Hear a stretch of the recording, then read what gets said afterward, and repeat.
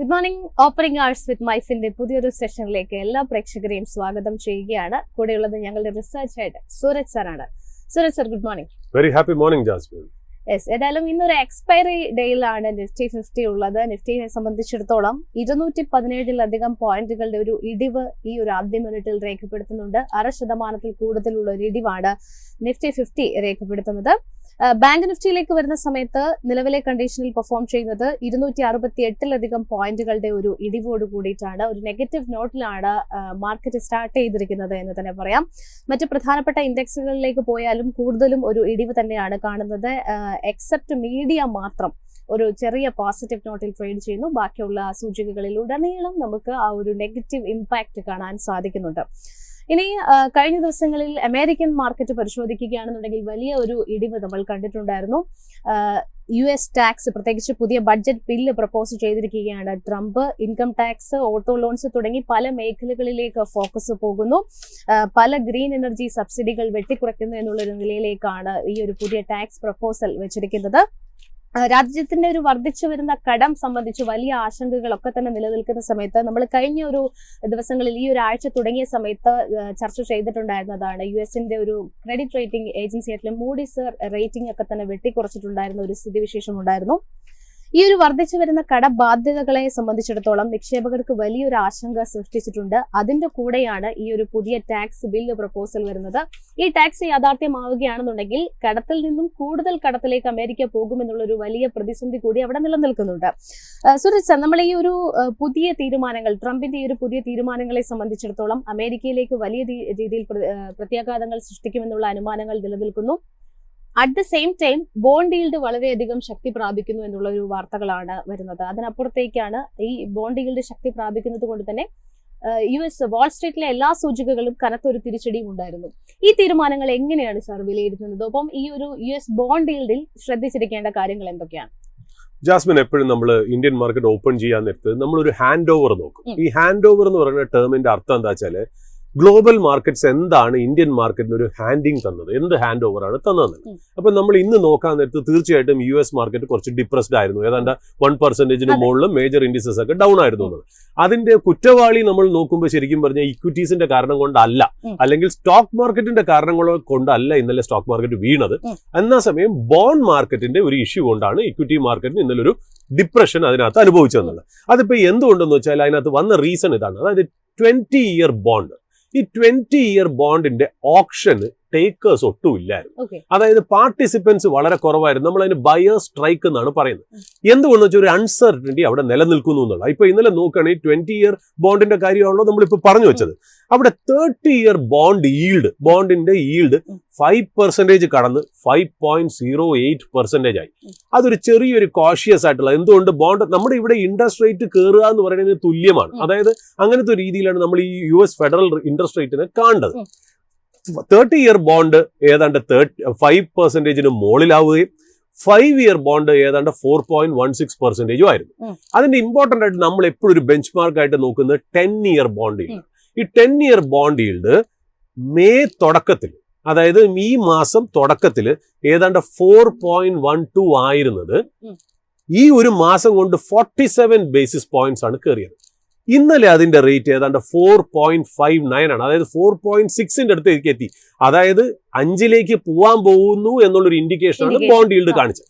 ഇതൊക്കെ just figures ആണ്. ഈ ഫിഗേഴ്സ് ആണ് നമ്മളിപ്പോൾ നമ്മുടെ ഇൻവെസ്റ്റേഴ്സിന്റെ മുന്നിൽ നിരത്തുന്നത്. എന്താണ് ഇതിന്റെ റെലവൻസ് എന്നുള്ളതാണ് നമുക്ക് നമ്മുടെ ഇൻവെസ്റ്റേഴ്സിന് അല്ലെങ്കിൽ നമ്മുടെ പ്രേക്ഷകർക്ക് കൂടുതൽ ഇൻട്രസ്റ്റഡ് ആവും. അതിനകത്തുള്ള ഒരു എന്താ പ്രശ്നം എന്ന് വെച്ചാൽ, ഈ ഇപ്പൊ 10-year ബോണ്ട് ഈൽഡ് ഇപ്പൊ 4.59% ആണെന്ന് പറഞ്ഞല്ലോ. ഇത് എപ്പോഴാണ് സ്റ്റോക്ക് മാർക്കറ്റിന് ഭയങ്കരമായിട്ടൊരു സെൽ ഓഫ് വരുന്നത് എന്നറിയോ? 5 എന്ന് പറയുന്ന ഒരു സൈക്കോളജിക്കൽ ഫിഗർ, അതിന് വലിയ റെലവൻസ് ഒന്നുമില്ല.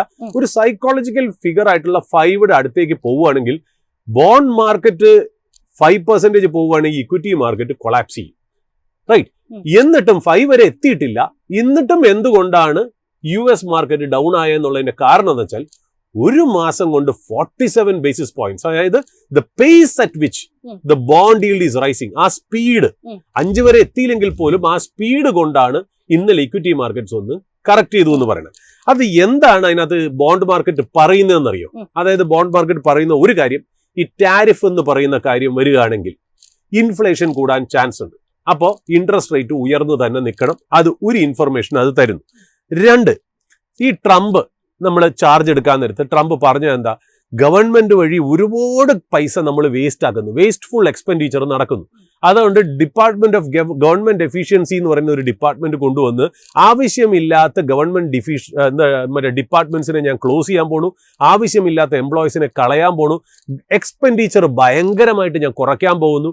അത് കൂടാതെ തന്നെ ഡെപ്റ്റ് ഇനി അധികം എടുക്കൂല. അതായത് ഇനി ഒരു എക്സ്പാൻഷനറി സ്പെൻഡിങ് പോളിസിയിലല്ല, ഒരു കോൺട്രാക്ഷൻ ആണ് ഞാൻ സ്പെൻഡിങ്ങിൽ ഉദ്ദേശിക്കുന്നത് എന്നൊക്കെയാണ് പറഞ്ഞത്. ഇത് തന്നെയാണ് സ്കോട്ട് ബെസന്റും പറഞ്ഞത്. അദ്ദേഹം പറഞ്ഞത് എന്താ, ഞങ്ങൾ ഇനി ഗ്രോത്ത് ഏതാണ്ട് 3% ഉയർത്താൻ പോകുന്നു. അത് എങ്ങനെ ഉയർത്താൻ പോകുന്നു, പുതിയ റവന്യൂ മോഡലുകൾ, അതായത് ടാരിഫ് പോലുള്ള റവന്യൂ മോഡലുകളിൽ കൂടി അമേരിക്കയ്ക്ക് ഗുണകരമായ രീതിയിൽ നമ്മളൊരു ഗ്രോത്ത് കൊണ്ടുവരുന്നു.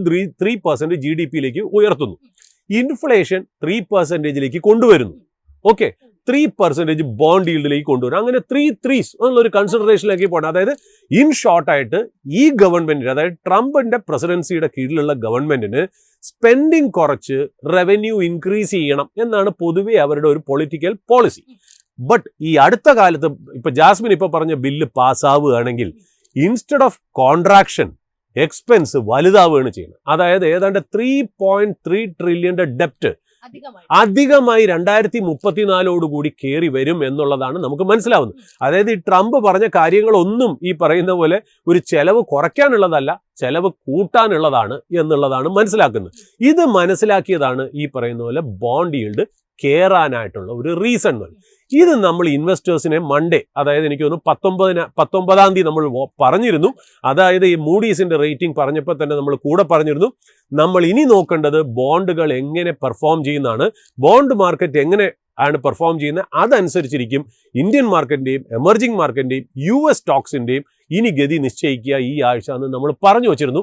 അതേപോലെ തന്നെ സംഭവിച്ചു. ബോണ്ട് ഈൽഡ് കയറിയത് കാരണം US ഇക്വിറ്റീസിൽ സെല്ലിംഗ് നടന്ന് നേരെ ആ പൈസ ബോണ്ട് മാർക്കറ്റിലേക്ക് കയറി. അത് കാരണമാണ് ഇന്നലെ equity market, US equity market താഴേക്ക് വന്നതെന്നുള്ളത് ഒരു വാസ്തവം.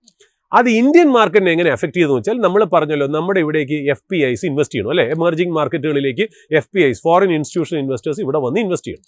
അതിൽ ഇന്ത്യ വലിയൊരു ബെനിഫിഷ്യറിയാണ് ഫോറിൻ ഫണ്ട്സിന്റെ. ഓക്കെ, ഈ ഫോറിൻ ഫണ്ട്സ് ഇന്ത്യയിലേക്ക് വരുമ്പോൾ ഫോറിൻ ഇൻസ്റ്റിറ്റ്യൂഷണൽ ഇൻവെസ്റ്റേഴ്സ് എന്ന് പറയാം, അല്ലെങ്കിൽ ഫോറിൻ പോർട്ട്ഫോളിയോ ഇൻവെസ്റ്റേഴ്സ് FPIs എന്ന് വേണമെങ്കിലും പറയാം.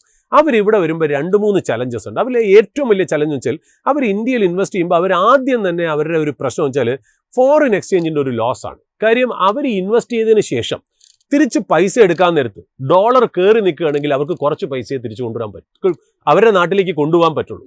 പിന്നെ രണ്ടാമത് ഇന്ത്യയുടെ ഡൊമസ്റ്റിക് ആയിട്ടുള്ള പ്രശ്നങ്ങൾ. ഇതൊന്നും കൂടാതെ അടുത്ത കാലത്ത് ഈ മെയ് മാസമൊക്കെ വന്ന ഒരു പ്രശ്നം വെച്ചാൽ ഇന്ത്യ പാകിസ്ഥാൻ കോൺഫ്ലിക്റ്റ് വന്നപ്പോൾ ഇവിടെ ഒരു അൺസർട്ടനിറ്റി സ്റ്റോക്ക് മാർക്കറ്റിൽ ഉണ്ടായിരുന്നു. ഓക്കെ, അത് മാത്രമല്ല ഇന്ത്യൻ സ്റ്റോക്ക് മാർക്കറ്റ് ഇത്തിരി ഫെയർ ടു ഹയർ വാല്യുവേഷനിലാണ് ട്രേഡ് ചെയ്യുന്നത്. അപ്പോൾ ഇങ്ങനത്തെയൊക്കെ സാഹചര്യങ്ങളിൽ ഇവിടെ നിന്ന് പൈസ അവർ തിരിച്ചു കൊണ്ടുപോകുമ്പോൾ അവർക്ക് വലിയ റിട്ടേൺ ഒന്നും അവർ ഉണ്ടാക്കുന്നില്ല. അതായത് ഒരു 5%, 4%, അത് എന്ത് റിട്ടേൺ, ഹൈ റിസ്ക് റിട്ടേൺ ആണ് അവർ ഉണ്ടാക്കുന്നത്. അതേസമയം അവരുടെ നാട്ടിൽ തന്നെ ബോണ്ട് ഈൽഡ് റേറ്റ് 4.5 തൊട്ട് 5% റിസ്ക് ഫ്രീ ആയിട്ട് അവർക്ക് കിട്ടണമെങ്കിൽ അവർക്ക് ലാഭം എന്താ, റിസ്കി ആയിട്ടുള്ള എമർജിംഗ് മാർക്കറ്റ് പോലത്തുള്ള ഇന്ത്യയിലെ ഇക്വിറ്റീസ് സെല്ല് ചെയ്തിട്ട് അവർ US തന്നെ ഇക്വിറ്റീസ് സെല്ല് ചെയ്തിട്ട് ബോണ്ടിലേക്ക് മാറുകയാണ്. അപ്പോൾ പിന്നെ എമർജിംഗ് മാർക്കറ്റിലെയും ഇന്ത്യൻ സ്റ്റോക്ക് മാർക്കറ്റിലെയും സ്റ്റോക്കുകൾ സെല്ല് ചെയ്ത് ആ പൈസ അവരുടെ നാട്ടിലുള്ള സേഫർ ഹെവൻ ആയിട്ടുള്ള US ബോണ്ട് ഈൽഡിലേക്ക് കൊണ്ടുപോകുക എന്ന് പറയുന്നത് സർവ്വസാധാരണം തന്നെയാണ്. ആ ഒരു പ്രക്രിയയെക്കുറിച്ചാണ് നമ്മൾ ഈ പറഞ്ഞ പോലെ കഴിഞ്ഞ ആഴ്ച മൺഡേ 19-ാം തീയതി നമ്മുടെ പ്രേക്ഷകർക്ക് നമ്മളൊന്ന് വോൺ ചെയ്തത്. അപ്പോൾ ഇതൊരു നോർമൽ ട്രേഡാണ് സംഭവിച്ചിരിക്കുന്നത്. അതൊരു ബോണ്ട് ഈൽഡ് കാരണം തന്നെയാണ് സംഭവിച്ചത്. ആ ബോണ്ട് ഈൽഡ് കാരണം ഒരു സെല്ലിംഗ് US മാർക്കറ്റിൽ ഇന്നലെ നടന്നു. ഇന്ത്യൻ മാർക്കറ്റിൽ നിന്ന് ഈ വരുന്ന 2 വർക്കിംഗ് ഡേയ്സ്, അതായത് വ്യാഴാഴ്ച വെള്ളിയാഴ്ചയൊക്കെ എങ്ങനെയാണ് ഇവിടെ FPIs അല്ലെങ്കിൽ FIIs പെരുമാറുന്നത്, അതും മറ്റുള്ള എമർജിംഗ് മാർക്കറ്റിലും സെല്ല് ചെയ്തിട്ട് അങ്ങോട്ടേക്ക് പോവുമോ എന്നുള്ളത് നോക്കേണ്ടിയിരിക്കുന്നു. അതിൻ്റെ കൂടെ വേറൊരു കാര്യം കൂടി ഇന്ത്യൻ മാർക്കറ്റിന് ചെറിയൊരു ഈ ഫണ്ട് ഫ്ലോ, അതായത് ഫോറിൻ ഫണ്ട് ഫ്ലോയിൽ ഒരു ഇഷ്യൂ ഉണ്ട്. നമ്മളിപ്പോൾ US ബോണ്ട് ഈൽഡ് കാരണം ചിലപ്പോൾ ഒരു സെല്ലിംഗ് നടന്നേക്കാം. രണ്ടാമത് നമ്മൾ 2 ദിവസം മുമ്പ് എടുത്തു പറഞ്ഞു, ചൈനയിൽ ഒരു ഇൻട്രസ്റ്റ് റേറ്റ് കട്ട് വന്നിട്ട്. ചൈനയിൽ ഇൻട്രസ്റ്റ് റേറ്റ് കട്ട് വന്നപ്പോൾ Chinese businesses have become more attractive. So that means simultaneously Chinese stock market has become more attractive than India. അപ്പൊ അങ്ങനെ വരുമ്പോൾ there will be some flight of capital, അതായത് കുറച്ച് capital Indian market cell ചെയ്ത് ചൈനയിലേക്കും പോകാനുള്ള ചാൻസുകളുണ്ട്. ഈ 2 റിസ്കുകൾ നമ്മൾ തിങ്കളാഴ്ച പറഞ്ഞു വെച്ചിരുന്നു എന്നുള്ളതാണ്. അതിപ്പോൾ അതേപോലെ ആ music is playing the way we have said എന്നാണ്. ബട്ട് അൺഫോർച്ചുനേറ്റ്ലി അതൊരു ഇന്ത്യൻ മാർക്കറ്റിന് നെഗറ്റീവ് ആവാതെ പോട്ടെ എന്നുള്ളത് നമുക്കൊന്ന് നോക്കേണ്ടിയിരിക്കുന്നു. ഇനി വരും 2 ദിവസങ്ങൾ ക്രൂഷ്യലാണ്. സർ, അതോടൊപ്പം തന്നെ കഴിഞ്ഞ ദിവസങ്ങളിൽ നമ്മുടെ ഈ ഓപ്പണിംഗ് അവേഴ്സിന്റെ ഒരു സെഷനിൽ താഴെ വന്നിട്ടുള്ള ഒരു കമന്റ് ആണ്, ഒന്ന് ഈ മാർക്കറ്റ് ആൻഡ് ഇൻട്രസ്റ്റ് റേറ്റ് എങ്ങനെയാണ് റിലേറ്റ് ചെയ്തിരിക്കുന്നത്, എങ്ങനെയാണ് ബന്ധപ്പെട്ടിരിക്കുന്നത് എന്നുള്ള ഒരു കൺഫ്യൂഷൻ ഉണ്ടാകും. ഇൻട്രസ്റ്റ് റേറ്റ് കൂട്ടിക്കഴിഞ്ഞാൽ മാർക്കറ്റിൽ എങ്ങനെയാണ്, ഇൻട്രസ്റ്റ് റേറ്റ് കുറച്ചു കഴിഞ്ഞാൽ മാർക്കറ്റിനെ അത് എങ്ങനെയാണ് എഫക്ട് ചെയ്യുക എന്നുള്ള കാര്യം. അപ്പൊ അതിലൊരു ക്ലാരിഫിക്കേഷൻ കൂടി നമുക്ക് നൽകേണ്ടതുണ്ട്. ആക്ച്വലി ഇൻട്രസ്റ്റ് റേറ്റ് വളരെ ഒരു ഇമ്പോർട്ടൻറ്റ് ഫാക്ടറാണ് സ്റ്റോക്ക് മാർക്കറ്റിനെ സംബന്ധിച്ച്. നമ്മൾ നോക്കുമ്പോൾ ഇൻട്രസ്റ്റ് റേറ്റ് എന്ന് പറയുന്നത് സ്റ്റോക്ക് മാർക്കറ്റായിട്ട് എന്താ ബന്ധം എന്നൊരു സാധാരണ ആൾക്കാർക്ക് എപ്പോഴും തോന്നാം, സ്വാഭാവികം തന്നെയാണ്. പക്ഷേ ഈ ഇൻട്രസ്റ്റ് റേറ്റിന് ഒരുപാട് ഇമ്പാക്ട് നമ്മുടെ സ്റ്റോക്ക് പ്രൈസസിനുണ്ട്. ഒന്നാമത്തെ കാര്യം, നമ്മുടെ ഈ സ്റ്റോക്ക് മാർക്കറ്റിൽ ലിസ്റ്റ് ചെയ്തിരിക്കുന്നതൊക്കെ ബിസിനസ്സുകളാണല്ലോ, കമ്പനികളാണ്. അതായത് നമ്മുടെ നിത്യോപയോഗ സാധനങ്ങൾ ചെയ്യുന്ന കമ്പനികൾ തന്നെയാണ് സ്റ്റോക്ക് മാർക്കറ്റ് ലിസ്റ്റ് ചെയ്തിരിക്കുന്നത്. നമ്മൾ ഉപയോഗിക്കുന്ന ഷാംപൂ, സോപ്പ്, പല്ലിയിക്കുന്ന, ഇപ്പോൾ കോൾഗേറ്റ് എന്ന് പറഞ്ഞ കമ്പനി നമ്മൾ പല്ലിയിക്കാൻ ഉപയോഗിക്കുന്ന സാധനങ്ങൾ, നമ്മുടെ കാർ, മാരുതി സുസുക്കി അല്ലെങ്കിൽ ടാറ്റ മോട്ടോഴ്സ്, നമ്മുടെ ജീവിതത്തിൽ ഉപയോഗിക്കുന്ന എല്ലാ പ്രോഡക്ട്സും ഒരു കമ്പനിയുടെയാണ്. ആ കമ്പനികളാണ് മോസ്റ്റ്ലി ഈ പറയുന്ന പോലെ ഇന്ത്യൻ മാർക്കറ്റിൽ ലിസ്റ്റ് ചെയ്തിരിക്കുന്നത്. ഇപ്പം നമ്മൾ കോസ്റ്റ് ഓഫ് ക്യാപിറ്റൽ എന്ന് പറയുന്ന ഒരു കാര്യമുണ്ട്. കോസ്റ്റ് ഓഫ് ക്യാപിറ്റൽ എന്ന് പറഞ്ഞാൽ നമ്മളൊരു ബിസിനസ് നടത്തുന്നു. അതായത് ഇപ്പം നിഫ്റ്റിയിൽ ഒരു കമ്പനിയാണെന്ന് വിചാരിക്കുക. ഇപ്പം പ്രത്യേകിച്ച് മെറ്റൽ കമ്പനികളുടെ കാര്യം നോക്കാം. ഈ മെറ്റൽ കമ്പനിയൊക്കെ ഒരുപാട്, ആ ബിസിനസ്സിനൊക്കെ ഒരുപാട് ക്യാപിറ്റൽ ആവശ്യമുണ്ട്. അതായത് ഇതെന്ന് പറഞ്ഞാൽ ഇതിലൊരു ഫാക്ടറി സെറ്റപ്പ് ചെയ്യണം, അതിനകത്ത് ഒരു മെർജർ നടത്തണം, അക്യൂസിഷൻ നടത്തണം, ഇതിനൊക്കെ നമുക്ക് ഒരുപാട് കാശ് ആവശ്യമുണ്ട്.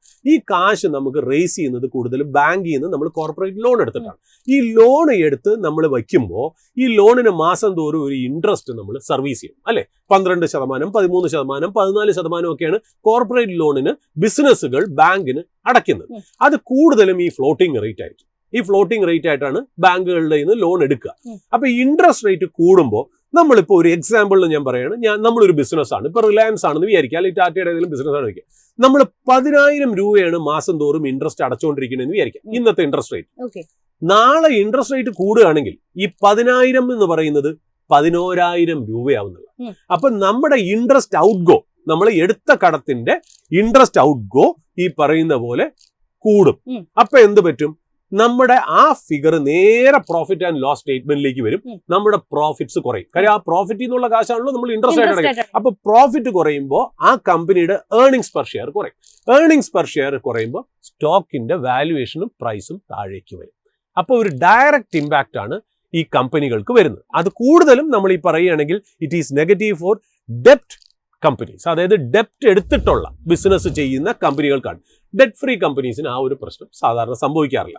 ഇതുകൊണ്ട് തന്നെയാണ് നമ്മൾ ഒരു നല്ല സ്റ്റോക്ക് നമ്മൾ കണ്ടുപിടിക്കാൻ നേരത്ത് ഡെറ്റ് ഫ്രീ കമ്പനീസ്, അല്ലെങ്കിൽ മാനേജ് ചെയ്യാൻ പറ്റുന്ന ഡെപ്റ്റ് നമ്മൾ പറഞ്ഞിട്ടില്ലേ, അതായത് ആ ഡെപ്റ്റിന് ഇൻക്രീസ് വന്നാലും ഇൻട്രസ്റ്റ് ഔട്ട് ഗോ വന്നാൽ പോലും അതിന് വലിയൊരു ചേഞ്ച് അതിൽ സംഭവിക്കാൻ പാടില്ല എന്നുള്ളൊരു കൺസിഡറേഷൻ വെച്ച് നമ്മൾ പറഞ്ഞത്. അപ്പൊ അതാണ് ഫസ്റ്റ് ഇമ്പാക്ട്.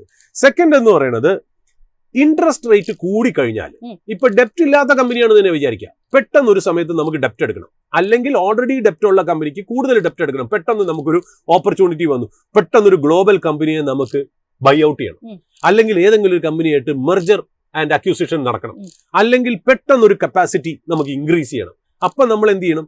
നമ്മൾ നേരെ പോകുന്നത് ഏതാ? ബാങ്കിലേക്കാണ്. ബാങ്കിലേക്ക് നമ്മൾ പോയി എടുക്കാൻ നേരത്ത് ഇൻട്രസ്റ്റ് റേറ്റ് കൂടി നിൽക്കുന്ന സമയമാണെങ്കിൽ ചിലപ്പോൾ നമ്മൾ ഈ ഓപ്പർച്യൂണിറ്റി യൂട്ടിലൈസ് ചെയ്യില്ല. അതായത് ഇത്രയും നല്ലൊരു അസറ്റ് ചിലപ്പോൾ ഗ്ലോബലി നല്ലൊരു ബ്രാൻഡ് ആയിരിക്കാം, നല്ല ചീപ്പ് റേറ്റിന് കിടക്കുന്നത്, അവിടുത്തെ എന്തെങ്കിലും കാരണങ്ങളുണ്ടായാലും നമ്മൾ ചിലപ്പോൾ ഈ പൈസ ഇൻട്രസ്റ്റ് റേറ്റ് കൂടി നിൽക്കുന്ന സമയം, ഡെപ്റ്റിന്റെ ലെവൽ കൂടി നിൽക്കുന്ന, ഡെപ്റ്റിന്റെ കോസ്റ്റ് കൂടി നിൽക്കുന്ന സമയത്താണെങ്കിൽ നമ്മൾ ഈ ചിലപ്പോൾ ഡിസിഷൻ എടുത്ത് മുന്നോട്ട് പോകില്ല. അപ്പോൾ ചിലപ്പോൾ ഒരു മെർജർ നമ്മൾ നോക്കൂല, നമ്മളൊരു ടേക്ക് ഓവർ നോക്കൂല, നമ്മൾ ചിലപ്പോൾ ഒരു അക്യൂസിഷൻ നോക്കൂല, ചിലപ്പോൾ നമ്മളൊരു കപ്പാസിറ്റി എക്സ്പാൻഷൻ പോലും നടത്തില്ല എന്നതാണ്. അപ്പൊ അതും ബിസിനസ്സുകൾക്ക് ഒരു ഓപ്പർച്യൂണിറ്റി നഷ്ടമായത് കാരണം ആ സ്റ്റോക്കുകളെ ഒന്ന് അഫക്ട് ചെയ്തേക്കാം. അതിന്റെ കൂടെ തന്നെ ചേർത്ത് വായിക്കേണ്ട ഒരു കാര്യം, സപ്പോസ് ഡെപ്റ്റിന്റെ കോസ്റ്റ് ഹൈ, അതായത് ഇൻട്രസ്റ്റ് റേറ്റ് കൂടി നിൽക്കണം. ഇപ്പൊ നമ്മളൊരു ബിസിനസ് ആണെന്ന് ഇരിക്കുക, നമ്മൾ പറയും നല്ല ഒരു അക്യൂസിഷൻ ഉണ്ട്, അല്ലെങ്കിൽ നല്ലൊരു കപ്പാസിറ്റി എക്സ്പാൻഷൻ വേണം, നമുക്ക് ബാങ്കിലേക്ക് പോയി ലോൺ എടുക്കാം. നമ്മൾ ലോൺ എടുക്കാൻ പോയപ്പോൾ ഇൻട്രസ്റ്റ് റേറ്റ് ഭയങ്കര കൂടുതലാണ്, കഴിഞ്ഞ മാസം വരെ 10,000 രൂപ അടച്ചാൽ മതിയായിരുന്നു, ഇപ്പൊ 11,000 രൂപ അടയ്ക്കണം. ഇങ്ങനെ പോയി കഴിഞ്ഞാൽ ഇനിയും കൂടിക്കഴിഞ്ഞാൽ എന്ത് ചെയ്യും? അപ്പൊ നമുക്ക് ഇൻട്രസ്റ്റ് എടുക്കണ്ട എന്ന് തീരുമാനിച്ചു. അത് തന്നെ നെഗറ്റീവാണ്. അതുകൂടാതെ നമ്മൾ പറയും നമുക്കൊരു കാര്യം ചെയ്യാം, ഇക്വിറ്റി ഡൈല്യൂട്ട് ചെയ്യാം. അതായത് നമ്മുടെ ഷെയർസ് ഒന്ന് എക്സ്പാൻഡ് ചെയ്ത്, കമ്പനിയുടെ ഷെയർസ്, അതായത് കൂടുതൽ ഷെയർ ഹോൾഡേഴ്സിനെ ഉൾപ്പെടുത്തി നമ്മൾ ഫണ്ട് റേസ് ചെയ്യാം സ്റ്റോക്ക് മാർക്കറ്റിൽ നിന്ന്. നമ്മൾ QIB, പ്രൈവറ്റ് പ്ലേസ്മെന്റ് എന്നൊക്കെ പറയാറില്ലേ, എന്നിങ്ങനെയുള്ള ഇൻസ്ട്രുമെന്റ്സിൽ കൂടെ നമുക്ക് സേവ് ചെയ്തിട്ട് പോവാം. അപ്പൊ ഡെപ്റ്റ് എടുക്കണ്ടല്ലോ, അപ്പൊ ഇൻട്രസ്റ്റേ കൊടുക്കണ്ട, കമ്പനി പ്രോഫിറ്റ്സ് ഉണ്ടാക്കി. പക്ഷെ അതാണ് ഏറ്റവും നെഗറ്റീവ് ഒരു ഷെയർ ഹോൾഡറിനെ സംബന്ധിച്ച്. നമ്മൾ ഇന്നലെ പറഞ്ഞു, ഒരു കമ്പനിക്ക് 100 രൂപ പ്രോഫിറ്റ് ഉണ്ടാവണമെന്ന് വിചാരിക്കുക. ഇനിഷ്യലി ആ കമ്പനിക്ക് 10 ഷെയർ ഹോൾഡറേ ഉള്ളൂ എന്ന് വിചാരിക്കുക. അതായത് നമ്മൾ ഒരു ടെക്നിക്കൽ ടേംസിൽ പറയുകയാണെങ്കിൽ ഒരു വ്യക്തിക്ക്, ഒരു ഷെയർ ഹോൾഡറിന് 10 രൂപ വെച്ച് കിട്ടും. അങ്ങനെയാണെങ്കിൽ പക്ഷെ ആ കമ്പനി ഷെയർ ഹോൾഡിംഗ് എക്സ്പാൻഡ് ചെയ്യുകയാണെങ്കിലോ, ഫണ്ട് റേസ് ചെയ്യാൻ വേണ്ടി ഷെയർ ഹോൾഡിംഗ് എക്സ്പാൻഡ് ചെയ്ത് ഈ എന്താ പറയുക 10 ഷെയർ ഹോൾഡേഴ്സ് എന്നുള്ളത് 100 ഷെയർ ഹോൾഡേഴ്സ് ആക്കി എന്ന് വെച്ചു. പക്ഷെ പ്രോഫിറ്റ് 100 തന്നെയാണ്. അപ്പൊ നേരത്തെ 100 രൂപ പ്രോഫിറ്റ് 10 പേര് ഷെയർ ചെയ്തപ്പോൾ 10 രൂപ വെച്ച് നമുക്ക് കിട്ടിയ പോലെ 100 രൂപ പ്രോഫിറ്റ് 100 ഷെയർ ഹോൾഡേഴ്സ് ഷെയർ ചെയ്യുമ്പോൾ നമുക്ക് 1 രൂപയെ കിട്ടുള്ളൂ. അപ്പൊ ആ ഒരു ഇക്വിറ്റി വഴി നമ്മൾ ഫണ്ട് റേസ് ചെയ്യുന്നതും ഒരു ഷെയർ ഹോൾഡറിന് നെഗറ്റീവാണ്. അപ്പൊ രണ്ടാമത്തെ കാര്യം മനസ്സിലായല്ലോ, ഈ പറയുന്ന പോലെ ഇൻട്രസ്റ്റ് റേറ്റ് കൂടെയാണ്, എക്സ്പാൻഷൻ നടക്കൂല, ഈ നമ്മൾ ഡെപ്റ്റ് കൊടുക്കൂല, അതുവഴി ഇക്വിറ്റി വഴി റേസ് ചെയ്താൽ അത് നെഗറ്റീവ് ആണെന്നുള്ളത്. മൂന്നാമത്തെ കാര്യം, കൺസ്യൂമറിന്റെ സ്പെൻഡിങ് ഒന്ന് കുറയും. അതായത് ഇപ്പൊ നമുക്ക് എല്ലാവർക്കും ഒരുമാതിരി സാധാരണ വർക്കിംഗ് ക്ലാസ്സിലെ ജനങ്ങൾക്കൊക്കെ ഒരു പേഴ്സണൽ ലോൺ ഉണ്ടാവും.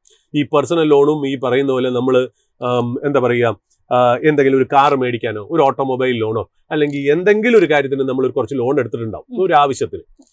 ഇൻട്രസ്റ്റ് റേറ്റ് കൂടുമ്പോൾ എന്ത് ചെയ്യും? നമ്മുടെ കയ്യിലുള്ള പൈസ കൂടുതൽ അടയ്ക്കണം. അതായത് നമ്മൾ 1000 രൂപ EMI അടച്ചുകൊണ്ടിരുന്ന സ്ഥലത്ത് 1200 1300 അപ്പൊ നമ്മുടെ ശമ്പളത്തിൽ നിന്ന് അത്രയും പൈസ ഇൻട്രസ്റ്റിന് കൂടുതലായിട്ട് പോകുന്നതുകൊണ്ട് നമ്മുടെ സ്പെൻഡിങ് പവർ കുറയും. ഈ സ്പെൻഡിങ് പവർ കുറയുമ്പോൾ നമ്മളൊരു സൂപ്പർ മാർക്കറ്റിലോട്ട് ചെന്ന് നമ്മൾ ബൈ ചെയ്യുന്ന പല കാര്യങ്ങളും കുറയും. അത് മാത്രമല്ല, നമ്മൾ ഇങ്ങനെ ഇതേപോലെ ഇൻട്രസ്റ്റ് റേറ്റ് കൂടി നിൽക്കുമ്പോൾ തന്നെ നമ്മൾ ഓട്ടോമൊബൈൽ പർച്ചേസ് കുറയ്ക്കും, അല്ലെ, റിയൽ എസ്റ്റേറ്റ് മേടിക്കുന്നത് കുറയ്ക്കും, FMCG സാധനങ്ങളിൽ സ്പെൻഡ് ചെയ്യണ കുറയ്ക്കും, നമ്മൾ ഈ പറയുന്ന പോലെ washing machine, TV, fridge, AC ഒക്കെ മേടിക്കുന്നത് കുറയ്ക്കും. കാര്യം ഇപ്പൊ ബജാജ് ഫിനാൻസിലൊക്കെ നമ്മൾ ഒരുപാട് ഫാസ്റ്റ് മൂവിങ് കൺസ്യൂമർ ഡ്യൂറബിൾസ് നമ്മൾ മേടിക്കുന്നുണ്ട്, AC, ഫ്രിഡ്ജ് ഒക്കെ. അതൊക്കെ ഒന്ന് കുറയും എന്നുള്ളതാണ് അതിന്റെ ഒരു മൂന്നാമത്തെ ഒരു effect. Last but not the least വേറൊരു എഫക്ട് ഉണ്ട്, ഈ പറഞ്ഞ പോലെ discount rate effect. Discount rate effect എന്ന് പറഞ്ഞാൽ വേറെ ഒന്നുമല്ല, നമ്മൾ എപ്പോഴും സ്റ്റോക്കിന്റെ വാല്യുവേഷനിലെ, അതായത് നമ്മളിപ്പോ ഇന്ന് 100 രൂപ സ്പെൻഡ് ചെയ്യുന്നു, ഈ 100 രൂപ 5 കൊല്ലം കഴിഞ്ഞ് എത്രയായിരിക്കും എന്നുള്ളൊരു എസ്റ്റിമേറ്റ് ഇന്നത്തെ ദിവസം തന്നെ ഇട്ട് വാല്യൂ ചെയ്യുന്നതാണ് ഈ വാല്യുവേഷൻ എന്ന് പറയുന്നത്.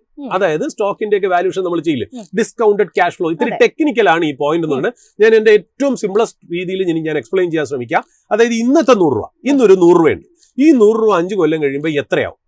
ആ ഫിഗർ വെച്ചിട്ട് ആ ഫിഗറിനെ ഇന്നത്തെ ബാലൻസ് ഷീറ്റിലേക്ക് കൊണ്ടുവന്ന് എന്താണ് വാല്യുവേഷൻ എന്നുള്ള രീതിയിലേക്ക് വരുന്നതാണ് ആ ഒരു രീതി എന്ന് പറയുന്നത്. ഒരു ഉദാഹരണത്തിന്, ഒരു കമ്പനി 100 രൂപ വെച്ച് 5 കൊല്ലത്തേക്ക് ഏൺ ചെയ്യണമെന്ന് ഇരിക്കും. 100 100 100 100 100 5 കൊല്ലം കഴിയുമ്പോൾ ആ 100 രൂപ എത്രയാണ് എന്നുള്ളത് നമ്മൾ കണ്ടുപിടിച്ച് ഇന്നത്തെ വാല്യുവേഷനിലേക്ക് ആഡ് ചെയ്യും. അതാണ് ആ ഡിസ്കൗണ്ട്, എന്താ പറയുക, ഡിസ്കൗണ്ട് റേറ്റ് എഫക്ട് അല്ലെങ്കിൽ വാല്യുവേഷൻ എഫക്ട് എന്ന്. ഇതൊരു ടെക്നിക്കൽ ആയിട്ടുള്ള കാര്യമാണ്, ഞാൻ എന്തായാലും പറഞ്ഞു വെക്കണമെന്നുള്ള മാത്രം. കാര്യം നമ്മുടെ പ്രേക്ഷകർ പല ലെവലിലുള്ള പ്രേക്ഷകരാണല്ലോ. ഇപ്പൊ ഉദാഹരണത്തിന് 100 രൂപ 5 കൊല്ലം ഉണ്ടാക്കുന്ന ഒരു കമ്പനി, അവരൊരു 5% ഇൻട്രസ്റ്റ് റേറ്റ് ആണ് അവർ ഡീൽ ചെയ്യണമെന്ന് വിരിക്കാം.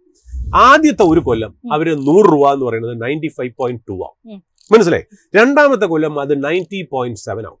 5 കൊല്ലം കഴിയുമ്പോഴത്തേക്കും ആ 100 രൂപയുടെ വില 432.9 ആണ്.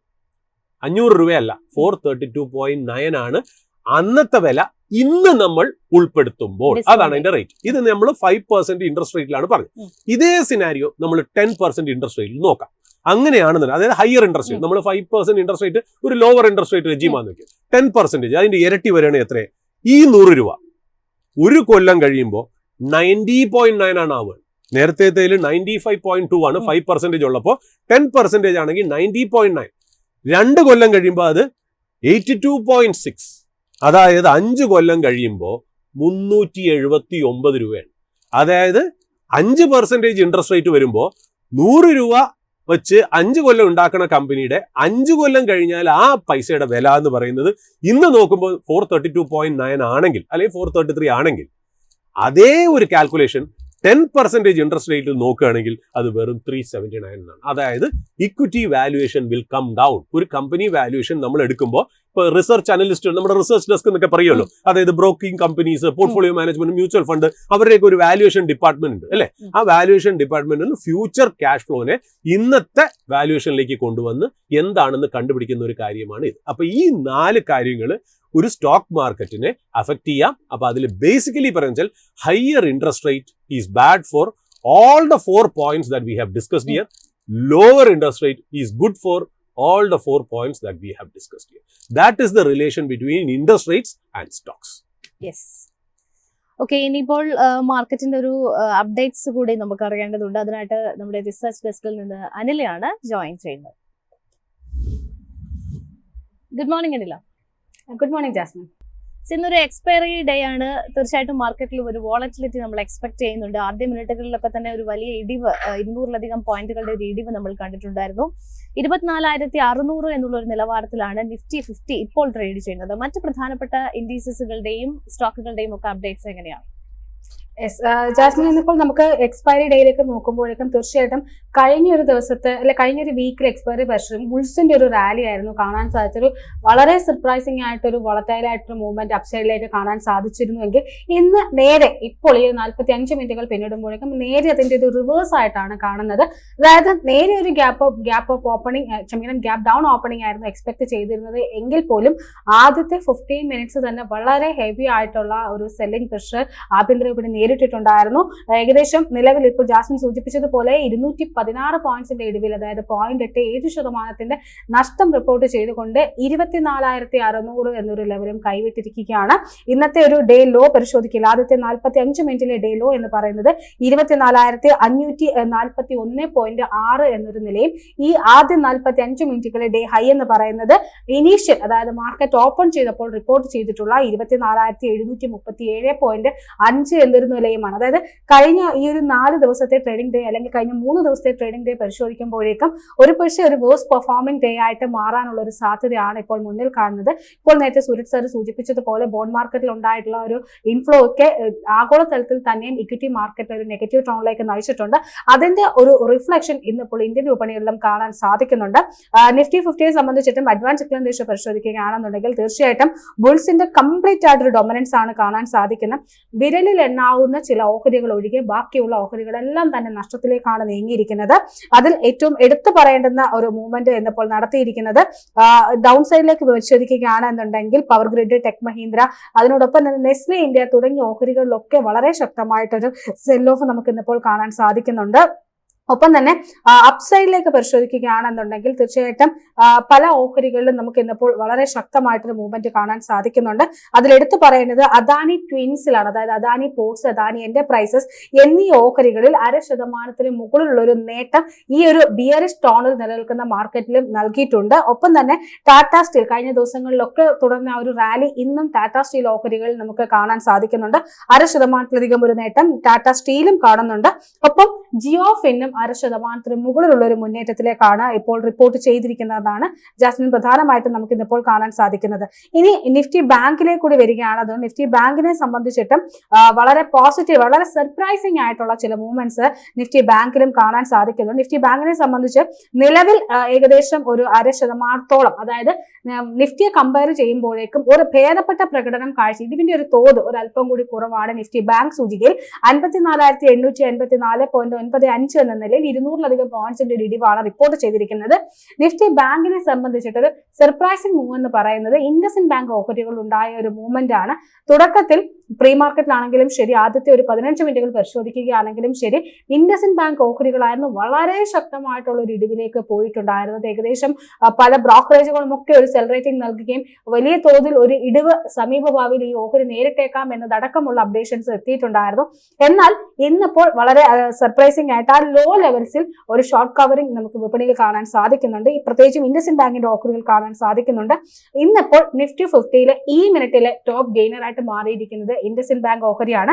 2.5%-ലധികം മുന്നേറ്റമാണ് ഇൻഡസിൻ ബാങ്ക് ഓഹരികൾ ഇപ്പോൾ കാണാൻ സാധിക്കുന്നത്. 789.65 എന്ന നിലയിലാണ് ഇപ്പോൾ ഓഹരികൾ ട്രേഡിംഗ് നടത്തി വരുന്നത്. തുടക്കത്തിൽ ആദ്യത്തെ ഒരു 15 മിനിറ്റത്തെ ക്യാൻഡിൽ പ്രഷർ വളരെ വളരെ ഹെവി ആയിട്ട് ഏകദേശം 4% മുകളിലുള്ള ഒരു നഷ്ടമായിരുന്നു റിപ്പോർട്ട് ചെയ്തത്. അവിടെ നിന്നൊക്കെ ഒരു ബൗൺസ് ബാക്ക് നടത്താനായിട്ട് ഇൻഡസിൻ ബാങ്ക് ഓഹരികൾക്ക് ഇന്നിപ്പോൾ സാധിക്കുന്നുണ്ട്. ഇനി സെക്ടേഴ്സ് പരിശോധിക്കുകയാണ് എന്നുണ്ടെങ്കിലും റെസീലിയന്റ് ആയിട്ട് നിലനിൽക്കുന്ന ഒരു ഓഹരി എന്ന സെക്ടർ എന്ന് പറയുന്നത് എടുത്തു പറയുന്നത് നിഫ്റ്റി മീഡിയ തന്നെയാണ്. ഒരു പക്ഷേ നിഫ്റ്റി മീഡിയയെ സംബന്ധിച്ചിട്ട് തുടക്കത്തിൽ മാർക്കറ്റ് സ്ക്രീനിലടക്കം നമ്മൾ സൂചിപ്പിച്ചിട്ടുണ്ടായിരുന്നു. അതായത് ഒരു കണ്ടിന്യൂസ് ആയിട്ടൊരു വോളറ്റൈൽ ആയിട്ട്, അതായത് ഒരു പെട്ടെന്നൊരു പോസിറ്റീവ് ടോൺ പിന്നീട് ഒരു നെഗറ്റീവ് ടോണിലേക്ക് പോകുന്ന ഒരു സ്ഥിതി കണ്ടിരുന്നു എങ്കിൽ പോലും ഇപ്പോൾ ഒരു സ്റ്റേബിൾ ആയിട്ട് ഒരു അല്പം കൂടി കൺസിസ്റ്റന്റ് ആയിട്ട് നിഫ്റ്റി മീഡിയ സൂചിക മാറിയിരിക്കുകയാണ്. മാത്രമല്ല 0.39% ഒരു മുന്നേറ്റമാണ് നിഫ്റ്റി മീഡിയ സൂചികയിൽ കമ്പയർഡ് ടു മറ്റ് സെക്ടേഴ്സ് ഈ ഒരു നേട്ടം എടുത്തു പറയേണ്ടത് തന്നെയാണ്. ഇതിൽ ഇന്നത്തെ ഒരു ടോപ്പ് ഗെയിനർ ആയിട്ട് മാറിയിരിക്കുന്നത് സി എന്റർടൈൻമെന്റ് ഓഹരികളാണ്. 1.5% മുന്നേറ്റമാണ് സി എന്റർടൈൻമെന്റ് ഓഹരികൾ ഇന്നിപ്പോൾ നടത്തുന്നത്. ഒപ്പം തന്നെ നെറ്റ്വർക്ക് 18, ഹാത്വേ, ടിപ്സ് മ്യൂസിക് തുടങ്ങിയ ഓഹരികളിലൊക്കെ ഒരു ബൈയിങ് മൊമെന്റം ഈ ഒരു ബിയറിഷ് ടോണിൽ നിലനിൽക്കുമ്പോൾ പോലും കാണാൻ സാധിക്കുന്നുണ്ട്. നിലവിൽ ഏറ്റവും അധികം ഈ ഒരു സെക്ടറിൽ ഇടിവ് രേഖപ്പെടുത്തിയിരിക്കുന്നത് സരേഗാമയുടെ ഓഹരികളാണ്. 0.5% ഒരു നഷ്ടമാണ്. ഇന്ന് നിഫ്റ്റിനെ ഏറ്റവും ഒരു വേഴ്സ്റ്റ് പെർഫോമിംഗ് സെക്ടർ ആയിട്ട് മാറിയിരിക്കുന്നത് എടുത്തു പറയേണ്ടുന്നത് നിഫ്റ്റി IT സൂചികയും അതിനോടൊപ്പം തന്നെ FMCG സെക്ടറുമാണ്. 1.27% ഒരു നഷ്ടമാണ് ഇന്നിപ്പോൾ FMCG സെക്ടർ റിപ്പോർട്ട് ചെയ്തിരിക്കുന്നത്. FMCG സംബന്ധിച്ചിട്ട് ഇന്നിപ്പോൾ ITCയുടെ അടക്കം ഒരു റിസൾട്ടുകൾ വരാനിരിക്കുകയാണ്. ITC അടക്കമുള്ള ഓഹരികളിലൊക്കെ ഇന്ന് നമുക്കിപ്പോൾ ഒരു സെല്ലിംഗ് പ്രഷറാണ് കാണാൻ സാധിക്കുന്നത്. ഇതും FMCG സെക്ടറിന് ഒരു തിരിച്ചടിയായിട്ട് മാറുന്നുണ്ട്. ഒപ്പം നിഫ്റ്റി IT സൂചികയിലേക്ക് എത്തുകയാണെങ്കിൽ അമേരിക്കൻ മാർക്കറ്റിൽ ഉണ്ടായ ഒരു ഇടിവിന്റെ ഒരു മിററിംഗ് എഫക്ട് ഇന്നിപ്പോൾ IT സൂചികയിൽ നമുക്ക് കാണാൻ സാധിക്കുന്നുണ്ട്. ജാസ്മിൻ, ഇനി പ്രധാനമായിട്ടും സ്റ്റോക്ക് സ്പെസിഫിക് ആയിട്ടുള്ള ചില അപ്ഡേറ്റ്സിലേക്കാണ് കടക്കുന്നത്. അതിൽ എടുത്തു പറയേണ്ടത് ഇന്നത്തെ ഒരു ബാങ്കിംഗ് മേഖലയിൽ ഇപ്പോൾ നേരത്തെ സൂചിപ്പിച്ചതുപോലെ സർപ്രൈസിംഗ് മൂവ് നടത്തിയിരിക്കുന്ന ഇൻഡസിൻ ബാങ്ക് തന്നെയാണ്. ഇൻഡസിൻ ബാങ്കിനെ സംബന്ധിച്ചിട്ട് റിസൾട്ടുകൾ ഓൾറെഡി നമ്മൾ ഡിസ്കസ് ചെയ്തിട്ടുണ്ടായിരുന്നു. പലപ്പോഴായിട്ട് മാർക്കറ്റ് സ്കിന്നിലും ഒപ്പം തന്നെ പ്ലസിലും ഒക്കെ ആയിട്ട് സൂചിപ്പിച്ചിട്ടുണ്ടായിരുന്നു. അതിന്റെ ഡീറ്റെയിൽസിലേക്ക് കടക്കുന്നില്ല. പക്ഷേ ഈ ഒരു റിസൾട്ടിന് പിന്നാലെ ധാരാളം ബ്രോക്കറേജുകളുടെ ഒരു വ്യൂ ഈ ഒരു ഓഹരിയെ സംബന്ധിച്ചിട്ടും കമ്പനിയെ സംബന്ധിച്ചിട്ടും എത്തിയിട്ടുണ്ട്. അതിന്റെ ഡീറ്റെയിൽസിലേക്കാണ് കടക്കുന്നത്.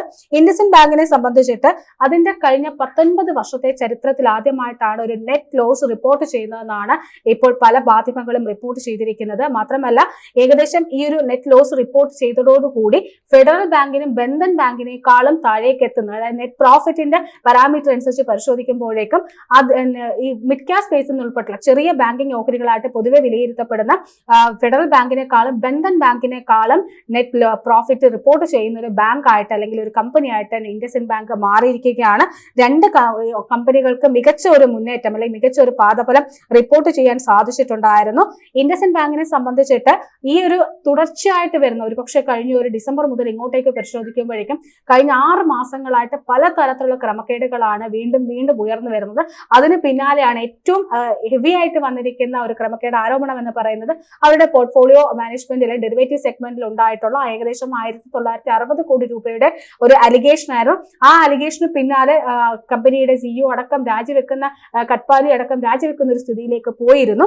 നിലവിൽ ഇതിന് പിന്നാലെ വീണ്ടും തുടർച്ചയായിട്ട് ഇന്റേണൽ ഓഡിറ്റിംഗ് നടക്കുമ്പോഴേക്കും ക്രമക്കേടുകൾ പുറത്തേക്ക് വരുന്നു എന്നതാണ് ഏറ്റവും ലേറ്റസ്റ്റ് ആയിട്ട് വന്നിരിക്കുന്ന ഒരു അപ്ഡേഷൻ എന്ന് പറയുന്നത്. പുറത്തു വന്നിരിക്കുന്ന മറ്റൊരു പുതിയ അലിഗേഷൻ എന്ന് പറയുന്നത് കമ്പനിയുടെ മൈക്രോ ഫിനാൻസ് സെഗ്മെന്റിൽ ഏകദേശം 173 കോടി രൂപയുടെ പുതിയൊരു ക്രമക്കേട് ആരോപണമാണ് ഇപ്പോൾ ഉയർന്നിരിക്കുന്നത്. ഫീ ഇനമായിട്ട് റോങ്ലി ബുക്ക് ചെയ്തിരിക്കുന്നു, ആഡ് ഓൺ ചെയ്തിരിക്കുന്നു എന്നാണ് കമ്പനി ഇപ്പോൾ അറിയിച്ചിരിക്കുന്നത്. കഴിഞ്ഞ ഡിസംബർ 2024 വരെയുള്ള ക്വാർട്ടേഴ്സിൽ 3 ക്വാർട്ടേഴ്സിൽ ഏകദേശം 173 കോടി രൂപ അവരുടെ ഫീ ഇനം എന്ന നിലത്തിൽ ക്രമക്കേടായിട്ട് ഇപ്പോൾ റിപ്പോർട്ട് അല്ലെങ്കിൽ ആഡ് ഓൺ ചെയ്തിരിക്കുന്നു എന്നാണ് സൂചിപ്പിച്ചിരിക്കുന്നത്. ഇത് 2025 സാമ്പത്തിക വർഷത്തിന്റെ ഒരു ലാസ്റ്റ് ഇപ്പോൾ റിസൾട്ട് വന്ന ക്വാർട്ടറിൽ റിവേഴ്സ് ചെയ്യപ്പെട്ടിട്ടുണ്ട് എന്ന് കൂടിയാണ് സൂചിപ്പിച്ചിരിക്കുന്നത്. ഇനി അതിനോടൊപ്പം തന്നെ പറയുന്നത് മാനേജ്മെന്റിന്റെ ബാങ്കിന്റെ ഭാഗത്തു നിന്നുള്ള സ്റ്റേറ്റ്മെന്റ് കൂടി ശ്രദ്ധേയമാണ്. ബാങ്കിലെ തന്നെ ഒഫീഷ്യൽസ് ധാരാളം ക്രമക്കേടുകൾ നടത്തുന്നു എന്നാണ് അദ്ദേഹം ബാങ്കിന്റെ MD ഇപ്പോൾ സൂചിപ്പിച്ചിരിക്കുന്നത്. ഇതിനെതിരെ വളരെ ശക്തമായിട്ടുള്ള നടപടികളും നിയമ നടപടികളും സ്വീകരിക്കുമെന്ന് കൂടി മാനേജ്മെന്റ് അറിയിച്ചിട്ടുണ്ട്. ഇനി അതിനോടൊപ്പം തന്നെ പറയുകയാണെന്നുണ്ടെങ്കിൽ നേരത്തെ സൂചിപ്പിച്ചതുപോലെ ധാരാളം അലിഗേഷൻസ് തുടർച്ചയായിട്ട് വരുന്നത് ബാങ്കിനെ സംബന്ധിച്ചിട്ട് ബാങ്കിന്റെ ഒരു മുന്നോട്ടേക്കുള്ള സമീപഭാവിയെ സംബന്ധിച്ചിട്ട് അത്ര പോസിറ്റീവായിട്ടുള്ള ചില അല്ലെങ്കിൽ അത്ര പോസിറ്റീവായിട്ടുള്ള അനുമാനങ്ങളല്ല ബ്രോക്കറേജുകളുടെ ഭാഗത്ത് നിന്ന് എത്തിയിരിക്കുന്നത്. അതിന്റെ ഒരു ഡീറ്റെയിൽസിലേക്ക് കൂടി നമുക്ക് വളരെ പെട്ടെന്ന് പരിശോധിച്ച് നോക്കാം. ഇൻഡസിൻ ബാങ്കിനെ സംബന്ധിച്ചിട്ട് ഭൂരിഭാഗം ബ്രോക്കറേജുകളും ഇന്നിപ്പോൾ ഒരു സെൽ അല്ലെങ്കിൽ ഒരു റെഡ്യൂസ് റേറ്റിംഗ് ആണ് നൽകിയിരിക്കുന്നത്. UBS ആണ് ഇതിൽ ഏറ്റവും പ്രധാനമായിട്ടും നൽകിയിരിക്കുന്നത്. ഓഹരികൾക്ക് ഒരു സെൽ റേറ്റിംഗ് ആണ് നൽകിയിരിക്കുന്നത്. ടാർഗറ്റ് ആയിട്ട് പറഞ്ഞിരിക്കുന്നത് 600 രൂപയാണ്. UBSലെ അനലിസ്റ്റുകളുടെ അഭിപ്രായത്തിൽ ഇപ്പോൾ നിലവിൽ ഒരു ഫെയർ വാല്യൂഷൻ അല്ലെങ്കിൽ ഒരു ഓവർ വാല്യൂഷൻ എന്നൊരു നിലയിലല്ല ഓഹരികൾ ട്രേഡ് ചെയ്യുന്നതാണ് പറഞ്ഞിരിക്കുന്നത്. പക്ഷേ ഈ ഒരു മാനേജ്മെന്റ് തലപ്പത്തുണ്ടാകുന്ന ചില അനിശ്ചിതാവസ്ഥ വാർത്തകളും അതിനോടൊപ്പം തന്നെ ബാലൻസ് ഷീറ്റിലെ ഒരു നെഗറ്റീവ് ആയിട്ടൊരു വളർച്ചയും അതിനോടൊപ്പം മാർജിൻസിൽ ഉണ്ടാകുന്ന സമ്മർദ്ദവുമാണ് ഈ ഒരു സെൽ റേറ്റിംഗ് നൽകുന്നതിലേക്ക് നയിച്ചിരിക്കുന്നതെന്നാണ് UBS അനലിസ്റ്റുകൾ സൂചിപ്പിച്ചിരിക്കുന്നത്. അതിനോടൊപ്പം HSBC-യിലേക്ക് എത്തുകയാണെങ്കിൽ HSBC-യും ഡൗൺഗ്രേഡ് ചെയ്തിരിക്കുകയാണ്. റെഡ്യൂസ് റേറ്റിംഗ് ആണ് നൽകിയിരിക്കുന്നത്. 660 രൂപയാണ് ടാർഗറ്റ് വിലയായിട്ട് നൽകിയിരിക്കുന്നത്. അതിനോടൊപ്പം തന്നെ ഏകദേശം അതായത് നിലവിലത്തെ ഒരു സ്ഥിതി ഒരു മാനേജ്മെന്റിന്റെ ഭാഗത്ത് നിന്ന് വളരെ ശക്തവും വളരെ സ്ട്രാറ്റജിക്കുമായിട്ട് ഡിസിഷൻസ് വരാതിരുന്നു കഴിഞ്ഞാൽ ഒരുപക്ഷെ pre-2009 ഇറയിലേക്ക് ആ ഒരു റേഞ്ചിലേക്ക് ഓഹരികൾ കൂപ്പ് കുത്തിയേക്കാം എന്ന വളരെ പെസിമിസ്റ്റിക് ആയിട്ടൊരു വ്യൂ ആണ് HSBC ബ്രോക്കറേജുകൾ നൽകിയിരിക്കുന്നത്. ഇനി അതിനോടൊപ്പം തന്നെ കമ്പനിയുടെ ഏർണിംഗ്സ് പെർ ഷെയർ എസ്റ്റിമേഷനും വെട്ടിച്ചു കുറയ്ക്കാനായിട്ട് ഇപ്പോൾ ബ്രോക്കറേജ് തയ്യാറായിട്ടുണ്ട്. 2026 നടപ്പ് സാമ്പത്തിക വർഷത്തിന്റെ EPS 41% വെട്ടിക്കുറയ്ക്കുകയും 27-ൽ 43%മായിട്ടുമാണ് വെട്ടിക്കുറച്ചിരിക്കുന്നത്. ഇനി CLSA-യിലേക്ക് എത്തുകയാണെങ്കിൽ CLSA ഒരു ഹോൾഡ് റേറ്റിംഗ് ആണ് നൽകിയിരിക്കുന്നത്. 725 രൂപയാണ് ടാർഗറ്റ് വിലയായിട്ട് നൽകിയിരിക്കുന്നത്. ഇനി അതിനോടൊപ്പം ബാങ്കിന്റെ ഭാഗത്തു നിന്ന് മറ്റൊരു ഇമ്പോർട്ടന്റ് ആയിട്ടൊരു അപ്ഡേഷൻ എന്ന് പറയുന്നത് അതായത് നിലവിൽ എത്രയും പെട്ടെന്ന് തന്നെ ജൂൺ 30 തന്നെ ജൂൺ എൻഡോട് തന്നെ പുതിയ MD-യെയും CEO-യെയും തിരഞ്ഞെടുക്കുമെന്നാണ് അറിയിച്ചിരിക്കുന്നത്. ഇനി നുവാമയുടെയും ഒരു റെഡ്യൂസ് റേറ്റിംഗ് ആണ് നൽകിയിരിക്കുന്നത്. 600 രൂപയാണ് ടാർഗറ്റ് വിലയായിട്ട് നൽകിയിരിക്കുന്നത്. നുവാമയുടെ ഒരു അഭിപ്രായത്തിലേക്ക് എത്തുകയാണ് എന്നുണ്ടെങ്കിൽ ഇത്തരത്തിൽ ബാങ്ക് ഡിസ്ക്രിപ്ഷൻസ് വന്നിരിക്കുന്ന ബാങ്കുകളെല്ലാം തന്നെ ഒരു നോർമൽ സ്റ്റേജിലേക്ക് എത്താൻ ഏകദേശം 3 മുതൽ 4 വർഷം വരെ എടുക്കുമെന്നാണ് പറഞ്ഞിരിക്കുന്നത്. അതുകൊണ്ട് തന്നെ ഏർണിംഗ്സ് എസ്റ്റിമേറ്റിലടക്കം ഒരു ഡൗൺഗ്രേഡ് ചെയ്യാനായിട്ട് ഇപ്പോൾ നുവാമയും തയ്യാറായിട്ടുണ്ട്. ഇനി അതിനോടൊപ്പം തന്നെ കമ്പനിയുടെ നെറ്റ് ഇൻട്രസ്റ്റ് മാർജിനിലും ശക്തമായിട്ടൊരു ശക്തമായിട്ടൊരു പ്രഷർ നേരിട്ടേക്കാം എന്ന് കൂടിയാണ് അവർ സൂചിപ്പിച്ചിരിക്കുന്നത്. ഇത്തരം നെഗറ്റീവ് വന്നപ്പോൾ പോലും ആഗോള ബ്രോക്കറേജ് സ്ഥാപനങ്ങൾ ഈ ഓഹരികളെ സംബന്ധിച്ചിട്ട് വളരെ പോസിറ്റീവ് ആയിട്ടുള്ള ഓപ്റ്റിമിസ്റ്റിക് ആയിട്ടൊരു വ്യൂ ആണ് നൽകിയിരിക്കുന്നത്. ജെഫ്രീസ് ഓഹരികൾക്ക് ബൈ റേറ്റിംഗ് ആണ് നൽകിയിരിക്കുന്നത്. പക്ഷേ ടാർഗറ്റ് പ്രൈസ് വെട്ടിച്ചുരുക്കിയിട്ടുണ്ട്. 920 രൂപയായിട്ടാണ് നൽകിയിരിക്കുന്നത്. ബ്രോക്കറേജിനെ സംബന്ധിച്ചിട്ട് 2026 സാമ്പത്തിക വർഷത്തിൽ ലാഭക്ഷമത അല്പം കുറഞ്ഞാൽ പോലും വീണ്ടും അവിടെ നിന്നൊരു റിക്കവറി ബാങ്കിന് ഉണ്ടാകുമെന്നാണ് ജെഫ്രീസിലെ അനലിസ്റ്റുകൾ സൂചിപ്പിച്ചിരിക്കുന്നത്. ഇനി അതിനോടൊപ്പം തന്നെ പറയുന്ന മറ്റൊരു അപ്ഡേഷൻ മക്വേറിയും ഒരു ഔട്ട് പെർഫോം റേറ്റിംഗ് ആണ് നൽകിയിരിക്കുന്നത്. ഓഹരികൾക്ക് 60% അപ്സൈഡ് പൊട്ടൻഷ്യൽ ആണ് മക്വേറിയിലെ അനലിസ്റ്റുകൾ ഇപ്പോൾ കണ്ടിരിക്കുന്നത്. ടാർഗറ്റ് വിലയായിട്ട് നൽകിയിരിക്കുന്നത് 1210 രൂപയാണ്. ഏറ്റവും പ്രധാന കാരണമായിട്ട് സൂചിപ്പിച്ചിരിക്കുന്നത് നിലവിലെ ഒരു കറക്ഷൻ ഒരു ചീപ്പ് വാല്യുവേഷനിലേക്ക് ഇൻഡസിൻ ബാങ്ക് ഓഹരികളെ കൊണ്ടെത്തിച്ചിരിക്കുന്നു എന്ന് തന്നെയാണ്. ഒരു അസറ്റ് ക്വാളിറ്റി കൺസേൺ ആയിട്ട് നിലനിൽക്കുന്നു എങ്കിൽ പോലും വാല്യുവേഷൻ കൺസിഡർ ചെയ്യുമ്പോഴേക്കും ഒരു അപ്സൈഡ് പൊട്ടൻഷ്യൽ ഉണ്ട് എന്ന് തന്നെയാണ് സൂചിപ്പിച്ചിരിക്കുന്നത്. ഏതായാലും ഇൻഡസിൻ ബാങ്ക് ഓഹരികൾ തന്നെയാണ് ഇന്ന് ബാങ്കിങ് സ്പേസിലെ ഒരു വളരെ ഒരു ടോക്ക് ആയിട്ട് മാറുന്നതെന്ന് തന്നെ നമുക്ക് നിസ്സംശയം പറയാം. ജാസ്മിൻ, ഈ നിമിഷങ്ങളിലെ പ്രധാനപ്പെട്ട അപ്ഡേറ്റ്സ് ഇതൊക്കെയാണ്. അനില സൂചിപ്പിച്ചതുപോലെ തന്നെ ധാരാളം നെഗറ്റീവ് ന്യൂസുകൾ ഉണ്ടായിട്ട് പോലും ഇന്ന് ഇൻഡസിൻ ബാങ്കിന്റെ സ്റ്റോക്ക് 3% കൂടുതൽ നേട്ടം രേഖപ്പെടുത്തുന്നുണ്ട്. ഇനി മറ്റ് പ്രധാനപ്പെട്ട അപ്ഡേറ്റ്സും ടെക്നിക്കൽ അനാലിസിസും നൽകാനായിട്ട് നമ്മളോടൊപ്പം ചേരുന്നത് സർട്ടിഫൈഡ് ഫിനാൻഷ്യൽ പ്ലാനറും അഹല്യ ഫിൻഫോറെക്സ് വൈസ് പ്രസിഡന്റുമായിട്ടുള്ള അനീഷ് ചന്ദ്രൻ സാറാണ്. Sir, good morning. Good morning. ഇതെല്ലാം നമുക്ക് ആദ്യം തന്നെ ബാങ്ക് നിഫ്റ്റി ലെവൽസ് പറഞ്ഞുകൊണ്ട് തന്നെ തുടങ്ങാം. ഇന്നൊരു എക്സ്പയറി ദിനത്തിൽ ആദ്യ മിനിറ്റുകളിൽ ഒരു വലിയ ഇടിവ് നമ്മൾ കണ്ടിട്ടുണ്ടായിരുന്നു, 6% കൂടുതൽ. ഇപ്പോഴും ആ ഒരു ഇടിവ് അതേപടി തന്നെയാണ് നിലനിൽക്കുന്നത്. 24,590 എന്നുള്ളൊരു നിലയിലേക്ക് നിഫ്റ്റി 50 എത്തുകയാണ്. ഗ്ലോബലി നോക്കുന്ന സമയത്തും വാൾസ്ട്രീറ്റിലടക്കം പ്രധാനപ്പെട്ട ബെഞ്ച്മാർക്ക് സൂചികകളിൽ വലിയ ഇടിവ് കണ്ടിട്ടുണ്ടായിരുന്നു. ബോണ്ട് മാർക്കറ്റിലെ ആ ഒരു റൈസ് ഒക്കെ തന്നെ തീർച്ചയായിട്ടും ഇപ്പോൾ നിലവിലത്തെ സ്ഥിതിഗതികൾ വെച്ച് നോക്കുന്ന സമയത്ത് ആഭ്യന്തര വിപണിയുടെ ഒരു ചാർട്ട് ഇൻഡിക്കേറ്റ് ചെയ്യുന്നത് എങ്ങനെയാണ്? ടെക്നിക്കൽ ലെവൽസിൽ പ്രധാനമായിട്ടും വാച്ച് ചെയ്തിരിക്കേണ്ട ലെവൽസ് ഏതൊക്കെയാണ്? നമ്മളെ നിഫ്റ്റി 25,000 മുകളിലേക്ക് ഹെഡ് ചെയ്യുന്നത് നമ്മൾ കണ്ടതാണ് കഴിഞ്ഞ വീക്കിൽ ഈ സമയങ്ങളിൽ. ബട്ട് അവിടെ നമുക്ക് സസ്റ്റെയിൻ ചെയ്യാനായിട്ട് സാധിക്കുന്നില്ല. അതുകൊണ്ടാണ് നമ്മൾ പ്രോഫിറ്റ് ബുക്കിംഗ് എക്സ്പെക്ട് ചെയ്യുന്നത്. സാധാരണമായിട്ട് ഒരു പ്രോഫിറ്റ് ബുക്കിംഗ് വളരെ നല്ലതാണ്. ചില സമയങ്ങളിൽ ഞാൻ പറയാറുണ്ട് കൃത്യമായിട്ടുള്ള കറക്ഷൻസ് ഒക്കെ വരാറുണ്ട്. അതാണ് ഇപ്പോഴും സംഭവിക്കുന്നത്. ഇതൊരു ഒരു ലോങ് ലാസ്റ്റിംഗ് ആയിരിക്കും, ഒരു സെൽ ഓഫ് ആയിരിക്കും എന്ന് ഞാൻ പ്രതീക്ഷിക്കുന്നില്ല. പ്രത്യേകിച്ച് 24,500 എന്ന് പറയുന്ന ഒരു ഷോർട്ട് ടൈം സപ്പോർട്ടിൽ തന്നെ, ഇൻട്രാഡേയിൽ ഒരു സപ്പോർട്ട് തന്നെയാണ് ഈ നിയർലി നമുക്കിപ്പോൾ ഉള്ളത്. ഈ സപ്പോർട്ടിൽ തന്നെ നിൽക്കും, അല്ലെങ്കിൽ അവിടെ തന്നെ ഹോൾഡ് ചെയ്യുമെന്നാണ് ഞാൻ പ്രതീക്ഷിക്കുന്നത്. വേറൊരു ഇമ്പോർട്ടന്റ് ആയിട്ടുള്ള കാര്യം നമ്മൾ നോക്കേണ്ടത്, ഈ നിഫ്റ്റിയിൽ വോളറ്റാലിറ്റി വരുമ്പോഴും ബാങ്കിന്റെ ഇൻഡെക്സിൽ വോളറ്റാലിറ്റി കുറഞ്ഞു വരുന്നതാണ് കഴിഞ്ഞ ഒരു വീക്കിൽ നമ്മൾ കാണാൻ വേണ്ടി. ഇതാണ് ഈ നിഫ്റ്റിയിലെ മറ്റുള്ള സെക്ടേഴ്സിലാണ് പാർട്ടിസിപ്പേഷൻസ് ഒരുപാട് വരുന്നത്. ബാങ്കിങ് സെക്ടർ ഒരു സൈഡ് വൈസിലേക്ക് മാറുന്നു എന്നതാണ്. അതായത് ഡൗൺ സൈഡിലേക്ക് പോകുമ്പോഴും വോളറ്റാലിറ്റി അവിടെ കുറയുന്നു. അപ്പൊ അത് നിഫ്റ്റിയെ സംബന്ധിച്ചിടത്തോളം ഒരു ലീഡിംഗ് ആയിട്ടുള്ള ഒരു സെക്ടർ സൈഡ് വൈസിലേക്ക് പോകുമ്പോൾ അവിടെ ഉണ്ടാകുന്ന ആ ഒരു ചെറിയ പ്രോഫിറ്റ് ബുക്കിംഗ് അങ്ങനെയൊക്കെയുള്ള കാര്യങ്ങളിലാണ് ഈ കോൺസെൻട്രേഷൻ വരുന്നത്, ഇപ്പോൾ ഉള്ള നിഫ്റ്റിയിൽ വരുന്ന ഒരു പ്രോഫിറ്റ് ബുക്കിംഗ്. ബട്ട് ഇത് വൺസ് ബാങ്ക് പെർഫോം ചെയ്ത് കഴിഞ്ഞാൽ അല്ലെങ്കിൽ അപ്സൈഡിലേക്ക് പോകാനായിട്ട് വീണ്ടും ഒന്ന് തയ്യാറെടുത്ത് കഴിഞ്ഞാൽ തീർച്ചയായിട്ടും നമുക്കൊരു വലിയൊരു മൂവ്മെന്റ്സ് ഇൻ ഫർദർ നമുക്ക് കാണാൻ വേണ്ടി കഴിയും. ഇപ്പോഴത്തെ ലെവലിൽ ഈ 24,500 എന്ന് പറഞ്ഞാൽ ക്രൂഷ്യൽ ഇൻട്രാഡേ സപ്പോർട്ടായിട്ട് ആക്ട് ചെയ്യുന്നു. ഇവിടെ നിന്ന് ഒരു റിക്കവറി തിരിച്ചു വരികയാണെങ്കിൽ എനിക്ക് തോന്നുന്നു ഒരു 25,000 അടുത്തേക്ക് നമുക്ക് പോകാനായിട്ട് കഴിയും. ഇന്നലെയും നമ്മളത് കണ്ടതാണ്. ആദ്യ ഇനിഷ്യലില് കുറച്ച് ഡൗൺ ആയിരുന്നെങ്കിലും പിന്നീട് വളരെ ഷാർപ്പായിട്ടുള്ള ഒരു റാലി, അവിടെ നിന്ന് വീണ്ടും ഒരു പ്രോഫിറ്റ് ബുക്കിംഗ്. അതായത് ഉയർന്ന ലെവൽസിൽ അച്ചീവ് ചെയ്യുന്നതിന് നമ്മുടെ നിഫ്റ്റിയിൽ കുഴപ്പമൊന്നുമില്ല, ബട്ട് അവിടെ സസ്റ്റെയിൻ ചെയ്യാൻ സാധിക്കുന്നില്ല എന്നതാണ് നമ്മുടെ നിഫ്റ്റിയിൽ ഇപ്പോൾ കാണുന്ന ഒരു 2-3 ഡേയ്സ് ആയിട്ട് അല്ലെങ്കിൽ ഈ വീക്കിൽ നമുക്ക് കാണുന്നത്. അപ്പൊ ഇതിന്ന് ഓവർകം ചെയ്യാനായിട്ട് മറ്റുള്ള സെക്ടേഴ്സിലെ പാർട്ടിസിപ്പേഷൻസ് വരേണ്ടതാണ്.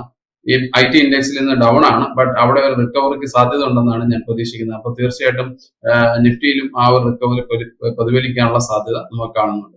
കമ്മിങ് ടു ദ നമ്മുടെ ബാങ്ക് ഇൻഡെക്സിലേക്ക് വരികയാണെങ്കിൽ ഈ 55,000 എന്ന് പറയുന്ന ലെവലിൽ ഒരുപാട് ട്രേഡിംഗ് നടന്നിരുന്നു. ആ സമയത്ത് വോളറ്റാലിറ്റി വളരെ ഹെവി ആയിരുന്നു. ഇപ്പൊ അതിന് താഴേക്കാണ് ട്രേഡ് ചെയ്യുന്നത്. അതായത് ഈ കഴിഞ്ഞ ഒരു 2 വീക്സ്, ലാസ്റ്റ് വീക്കിൽ ഈ വീക്കിൽ നമ്മൾ നോക്കുകയാണെങ്കിൽ വോളറ്റാലിറ്റി വളരെ കുറഞ്ഞതായിട്ടാണ് കാണുന്നത്. ഇപ്പൊ ഒരു ബാങ്ക് നിഫ്റ്റി നമുക്ക് നോക്കുകയാണെങ്കിൽ റെസ്റ്റ് ചെയ്യുന്ന ഒരു പോയിന്റ് 54,500 200 എന്ന് പറയുന്ന ഒരു റെസ്റ്റിംഗ് പോയിന്റിലേക്കാണ് ഇപ്പൊ ബാങ്ക് നിഫ്റ്റി വന്നിരിക്കുന്നത്. അപ്പൊ അവിടെ നിന്ന് തിരിച്ച് റിക്കവറിയിലേക്ക് വരാനായിട്ട് കുറച്ച് ടൈം എടുക്കും. അത് ബാങ്ക് ഇൻഡെക്സിൽ ചില പാർട്ടിസിപ്പേഷൻ വലിയ ബാങ്കുകളൊക്കെ തന്നെ ഇപ്പൊ റെസ്റ്റിംഗിലാണ് എന്നുള്ളത് കാണാം. അത് കഴിഞ്ഞ് തീർച്ചയായും ബയേഴ്സ് തിരിച്ചു വരുമ്പോഴേക്കും തീർച്ചയായിട്ടും മുകളിലോട്ട് പോകാനുള്ള സാധ്യതയുണ്ട്. ഈ 56,000 എന്ന് പറയുന്ന വളരെ ഹെവി ആയിട്ട് റെസിസ്റ്റൻസ് ആണ്. നമ്മൾ നേരത്തെ ഇനി സൂചിപ്പിച്ചിരുന്നു. അവിടെ വന്നിട്ടാണ് വീണ്ടും തിരിച്ച് താഴോട്ട് വരുന്ന ഒരു ലെവൽ നമ്മൾ കാണുന്നത്.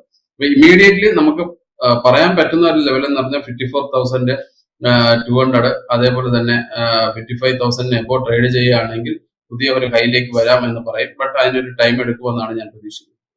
ഓക്കെ, ഇനി നമ്മൾ നേരത്തെ അനിൽ സൂചിപ്പിച്ച് നിർത്തിയിട്ടുള്ള ഇൻഡസ്ഇൻഡ് ബാങ്കിലേക്ക് തന്നെയാണ് പോകുന്നത്. കമ്പനിയുടെ ക്വാർട്ടർലി റിസൾട്ടുകളൊക്കെ തന്നെ നെഗറ്റീവ് ആയിരുന്നു. അതിനപ്പുറത്തേക്ക് തീർച്ചയായിട്ടും ഒരുപാട് കൺസേണിംഗ് ഫാക്ടേഴ്സ് ഇൻഡസ്ഇൻഡ് ബാങ്കിൽ നിലനിൽക്കുന്നുണ്ട്.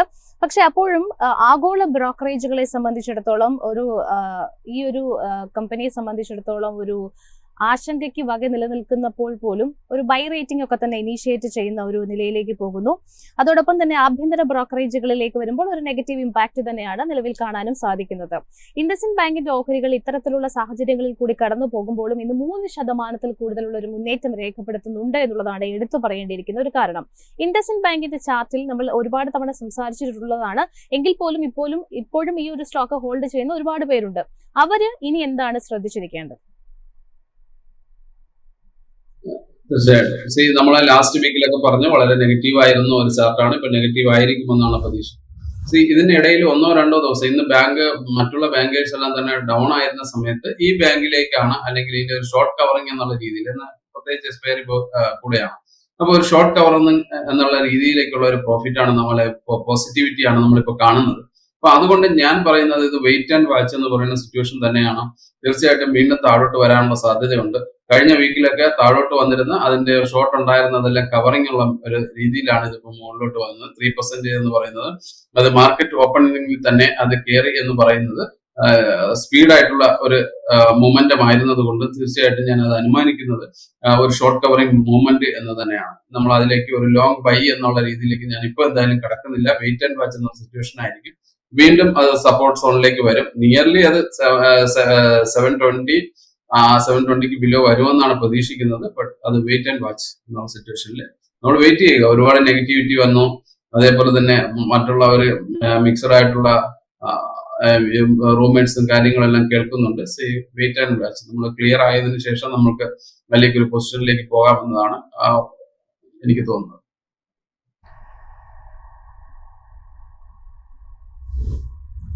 യെസ്, ഒരു വെയിറ്റ് ആൻഡ് വാച്ച് സമീപനം തന്നെയാണ് ഇൻഡസ്ഇൻഡ് ബാങ്കിൽ വേണ്ടത് എന്ന് തന്നെയാണ് അദ്ദേഹം പറയുന്നത്. മറ്റൊരു സ്റ്റോക്ക് ഇന്റർഗ്ലോബ് ഏവിയേഷൻ ആണ്. ഇൻഡിഗോയുടെ ഓഹരികളിലേക്ക് വന്നാൽ ഇന്നൊരു ഫ്ലാറ്റ് നോട്ടിലാണ് വ്യാപാരം മുന്നോട്ട് പോകുന്നത്.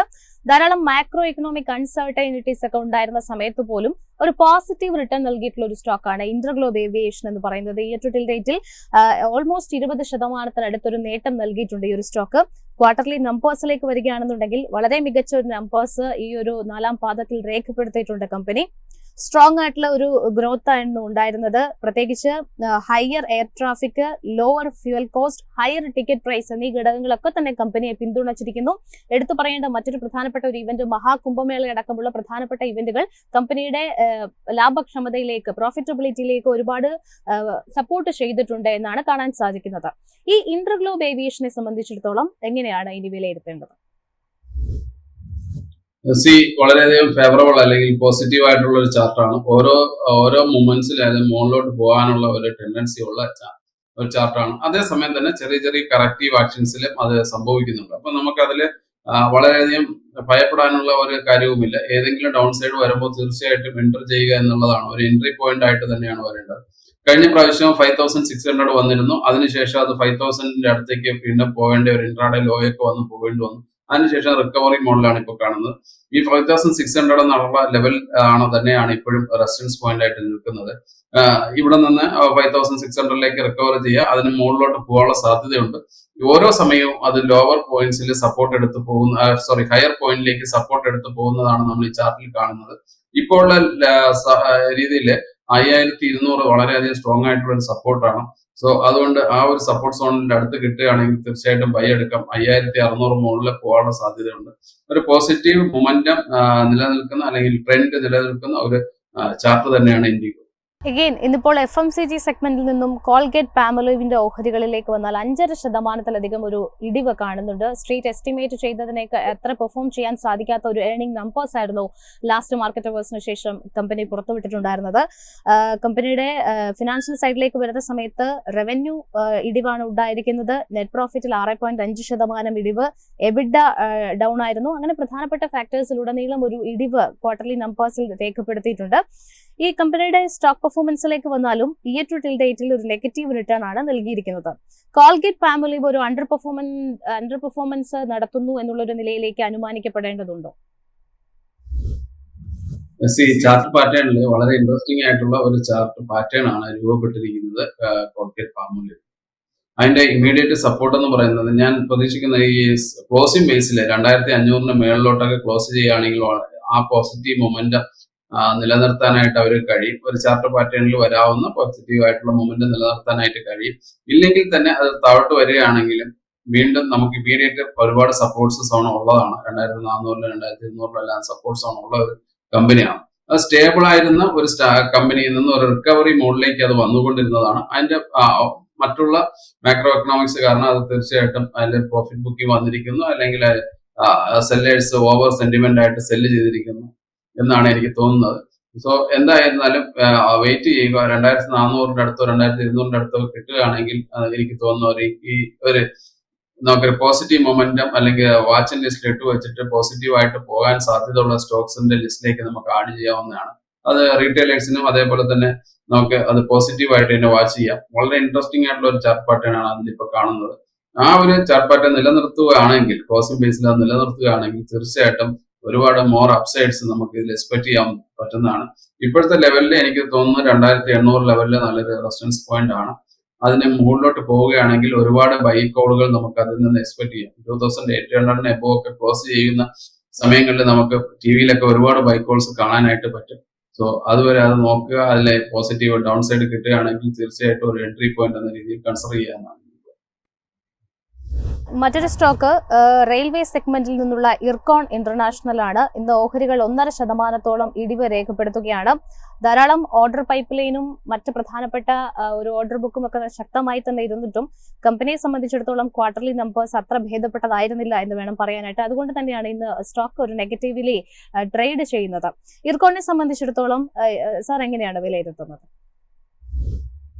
ഒരു റിക്കവറി മോഡിലേക്ക് വരുന്ന അല്ലെങ്കിൽ റിവേഴ്സൽ പാറ്റേൺ കാണിക്കുന്ന ഒരു സ്റ്റോക്ക് ചാർട്ടാണ് ഇതിൽ കാണാൻ വേണ്ടി കഴിയുന്നത്. വോളിയത്തിലും ഇംപ്രൂവ്മെന്റ് വരുന്നുണ്ട്. അതേപോലെ തന്നെ പ്രൈസ് ആക്ഷനിൽ നമ്മൾ കാണുന്നത് വളരെ ഷാർപ്പായിട്ടുള്ള ഒരു പോസിറ്റീവാണ് കഴിഞ്ഞ ഒരു 2 വീക്സിൽ വന്നിരിക്കുന്നത്. അതിൻ്റെതായ ഒരു പ്രോഫിറ്റ് ബുക്കിംഗ് നമുക്ക് എക്സ്പെക്ട് ചെയ്യാം. റിട്രേസ്മെന്റ് തീർച്ചയായിട്ടും ഉണ്ടാവാനുള്ള സാധ്യതയുണ്ട്. സോ അതിൽ എനിക്ക് തോന്നുന്നത് ഇപ്പോഴത്തെ ലെവലിൽ നമ്മൾ നോക്കുകയാണെങ്കിൽ 160 ആണ് ഇമീഡിയറ്റ് സപ്പോർട്ട് സോൺ എന്നുള്ളത്. ആ 160ലേക്ക് ഒരു പ്രോഫിറ്റ് കറക്ഷൻ ഉണ്ടാവുകയാണെങ്കിൽ തീർച്ചയായിട്ടും വീണ്ടും റീ എൻട്രി ചെയ്യാവുന്നതാണ്. അത് 190, 200 അബൌട്ട് വരാനുള്ള സാധ്യതയുണ്ട്. സോ ഇതൊരു പോസിറ്റീവ് മൊമെന്റം നിലനിൽക്കുന്ന സ്റ്റോക്ക് ആണെങ്കിൽ പോലും ഒരു കറക്റ്റീവ് ആക്ഷൻസിന് അല്ലെങ്കിൽ ലാസ്റ്റ് വീക്കിൽ വന്നിട്ടുള്ള ആ മൊമെന്റത്തിന് ഒരു റിട്രേസ്മെന്റ് വരാനുള്ള സാധ്യതയുണ്ട്. അത് വന്നതിന് ശേഷം റീ എൻട്രി ഒരു കൺസിഡർ ചെയ്യാവുന്ന ഒരു ചാർട്ട് പാറ്റേൺ ആണ് ഇർക്കോണിൽ ഇപ്പോൾ കാണുന്നത്. പൊതുവെ ഈ സെക്ടറിലുള്ള മറ്റ് കമ്പനികൾ നോക്കുകയാണെങ്കിൽ പോലും ഒരു വോളിയം ഇംപ്രൂവ്മെന്റ്സ് ഇതിൽ കാണാനായിട്ട് കഴിയുന്നു. മറ്റൊരു സ്റ്റോക്ക് ആസ്ട്രൽ ആണ്. ആസ്ട്രലിന്റെ ഓഹരികൾ ഇന്ന് 3% ഒരു മുന്നേറ്റം രേഖപ്പെടുത്തുന്നുണ്ട്. ക്വാർട്ടർലി നമ്പേഴ്സിൽ കമ്പാരിസൺ നോക്കുന്ന സമയത്ത് ഇടിവായിരുന്നു എങ്കിൽ പോലും എസ്റ്റിമേറ്റുകളെ മറികടന്നിരിക്കുന്നു എന്ന് വേണം പറയാനായിട്ട്. അതുകൊണ്ട് തന്നെ ഇന്നൊരു 3% ആസ്ട്രലിന്റെ സ്റ്റോക്ക് നേട്ടം രേഖപ്പെടുത്തുകയും ചെയ്യുന്നുണ്ട്. നിലവിലെ കണ്ടീഷനിൽ 1418 രൂപ എന്നുള്ളൊരു നിലയിലാണ് ട്രേഡ് ചെയ്യുന്നത്. ഈ സ്റ്റോക്കിനെ എങ്ങനെയാണ് നോക്കിക്കാണുന്നത്? വളരെ ഇൻട്രസ്റ്റിംഗ് ആണ് ഈ ഒരു ക്വസ്റ്റ്യൻ. ഈ ഒരു സ്റ്റോക്കിനെ സംബന്ധിച്ച് ഇൻഡിക്കേഷൻ കൊടുക്കുന്നത് തന്നെ പോസിറ്റീവ് ആയിരിക്കും എന്നാണ് ഞാൻ പ്രതീക്ഷിക്കുന്നത്. ഇത് ഈ ചാർട്ടിന്റെ വളരെയധികം ഇമ്പോർട്ടന്റ് ഉണ്ട്. കാരണം കഴിഞ്ഞ 3 മാസമായിട്ട് ഇതൊരു കൺസോൾട്ടേഷൻ ഫേസിലാണ്. നമുക്ക് നോക്കിക്കാണാൻ പറ്റുന്നത് 1200-നും 1400-നും ഇടയിൽ ഒരു കൺസോൾട്ടേഷൻ ആയിരുന്നു. ആ ഒരു കൺസോൾട്ടേഷനിൽ ബ്രീച്ച് ചെയ്ത് മുകളിലോട്ട് പോകാനുള്ള സാധ്യത ഒരു ടെൻഡൻസി കാണിക്കുന്ന സ്റ്റോക്സ് ആണ്. വോളിയം അതിനെ സപ്പോർട്ട് ചെയ്യുന്നുണ്ട്. അപ്പൊ ഈ ഒരു ടെൻഡൻസിയിൽ മുകളിലോട്ട് പോകുമെന്നാണ് ഞാൻ പ്രതീക്ഷിക്കുന്നത്. വളരെ ഫ്ലാറ്റ് ആയിട്ടുള്ള വളരെ ഇതായിട്ടുള്ള ഒരു മൂവ്മെന്റ്സ് ആയിരുന്നു കഴിഞ്ഞ 3 മാസം ഉണ്ടായിരുന്നത്. ഇനി അതിൽ നിന്ന് മാറി ബ്രീച്ച് ചെയ്ത് അതൊരു പോസിറ്റീവ് മൊമെന്റത്തിലേക്ക് വരികയാണെങ്കിൽ ഒരു ഷാർപ്പ് അല്ലെങ്കിൽ സ്പീഡി ആയിട്ടുള്ള മൂവ്മെന്റ്സ് ഒക്കെ അല്ലെങ്കിൽ മൊമെന്റം ഒക്കെ പോസിറ്റീവായിട്ട് തന്നെ വരാൻ സാധ്യതയുണ്ട്. ഒരു വളരെ സ്ട്രോങ് ആയിട്ടുള്ള ഒരു ചാർട്ട് പാറ്റേൺ ആണ് ഇപ്പൊ കാണുന്നത്. ഇതുകൊണ്ട് തീർച്ചയായിട്ടും നമ്മൾ എല്ലാവരും ഒരു വാച്ച് ലിസ്റ്റിൽ ഇട്ട് വെക്കുക. അത് പോസിറ്റീവായിട്ട് റിയാക്ട് ചെയ്യുമ്പോൾ അതിനെ നമുക്ക് പോസിറ്റീവായിട്ട് തന്നെ അത് കാണാൻ വേണ്ടി കഴിയും. 1700 എന്നാണ് ഇമ്മീഡിയറ്റ്ലി നമുക്ക് പറയാൻ കഴിയുന്ന ഒരു റെസിസ്റ്റൻസ് പോയിന്റ്. അതിനുശേഷം 1850 ഉണ്ട്. അപ്പോൾ ആ ഒരു മൊമെന്റിലേക്കൊക്കെ വരാൻ വളരെ സ്പീഡായിട്ടുള്ള മൊമെന്റം ആയിരിക്കും ഇതിലുണ്ടായിരിക്കുന്നതാണ് പ്രതീക്ഷ. ഓക്കെ, മറ്റൊരു സ്റ്റോക്ക് നാഷണൽ അലൂമിനിയം കമ്പനിയാണ്. ഈ ഒരു സ്റ്റോക്കിനെ സംബന്ധിച്ചിടത്തോളം ഇന്ന് 2% കൂടുതൽ മുന്നേറ്റം രേഖപ്പെടുത്തുന്നുണ്ട്. കമ്പനിയെ സംബന്ധിച്ചിടത്തോളം പറയുകയാണെന്നുണ്ടെങ്കിൽ ഇന്ന് ഒരു ഹൈ വോളിയൂംസും സ്റ്റോക്സിൽ ട്രേഡിൽ നമുക്ക് കാണാൻ സാധിക്കുന്നുണ്ട്. ഏതാണ്ട് 185 രൂപ എന്നുള്ളൊരു നിലവാരത്തിലാണ് ട്രേഡിംഗ് മുന്നോട്ട് പോകുന്നത്. ക്വാർട്ടർലി നമ്പേഴ്സും മികച്ചതായിരുന്നു. ഇനി ഈ സ്റ്റോക്ക് ഈ 182 രൂപയും കടന്ന് മുന്നോട്ട് പോകാനുള്ള ഒരു സാധ്യത എത്രമാത്രമുണ്ട്? അതോടൊപ്പം തന്നെ ഒരു 52 വീക്ക് ഹൈ നമ്മൾ പരിശോധിക്കുകയാണെന്നുണ്ടെങ്കിൽ 262 രൂപ വരെ പോയിട്ടുള്ള ഒരു സ്റ്റോക്കാണ്.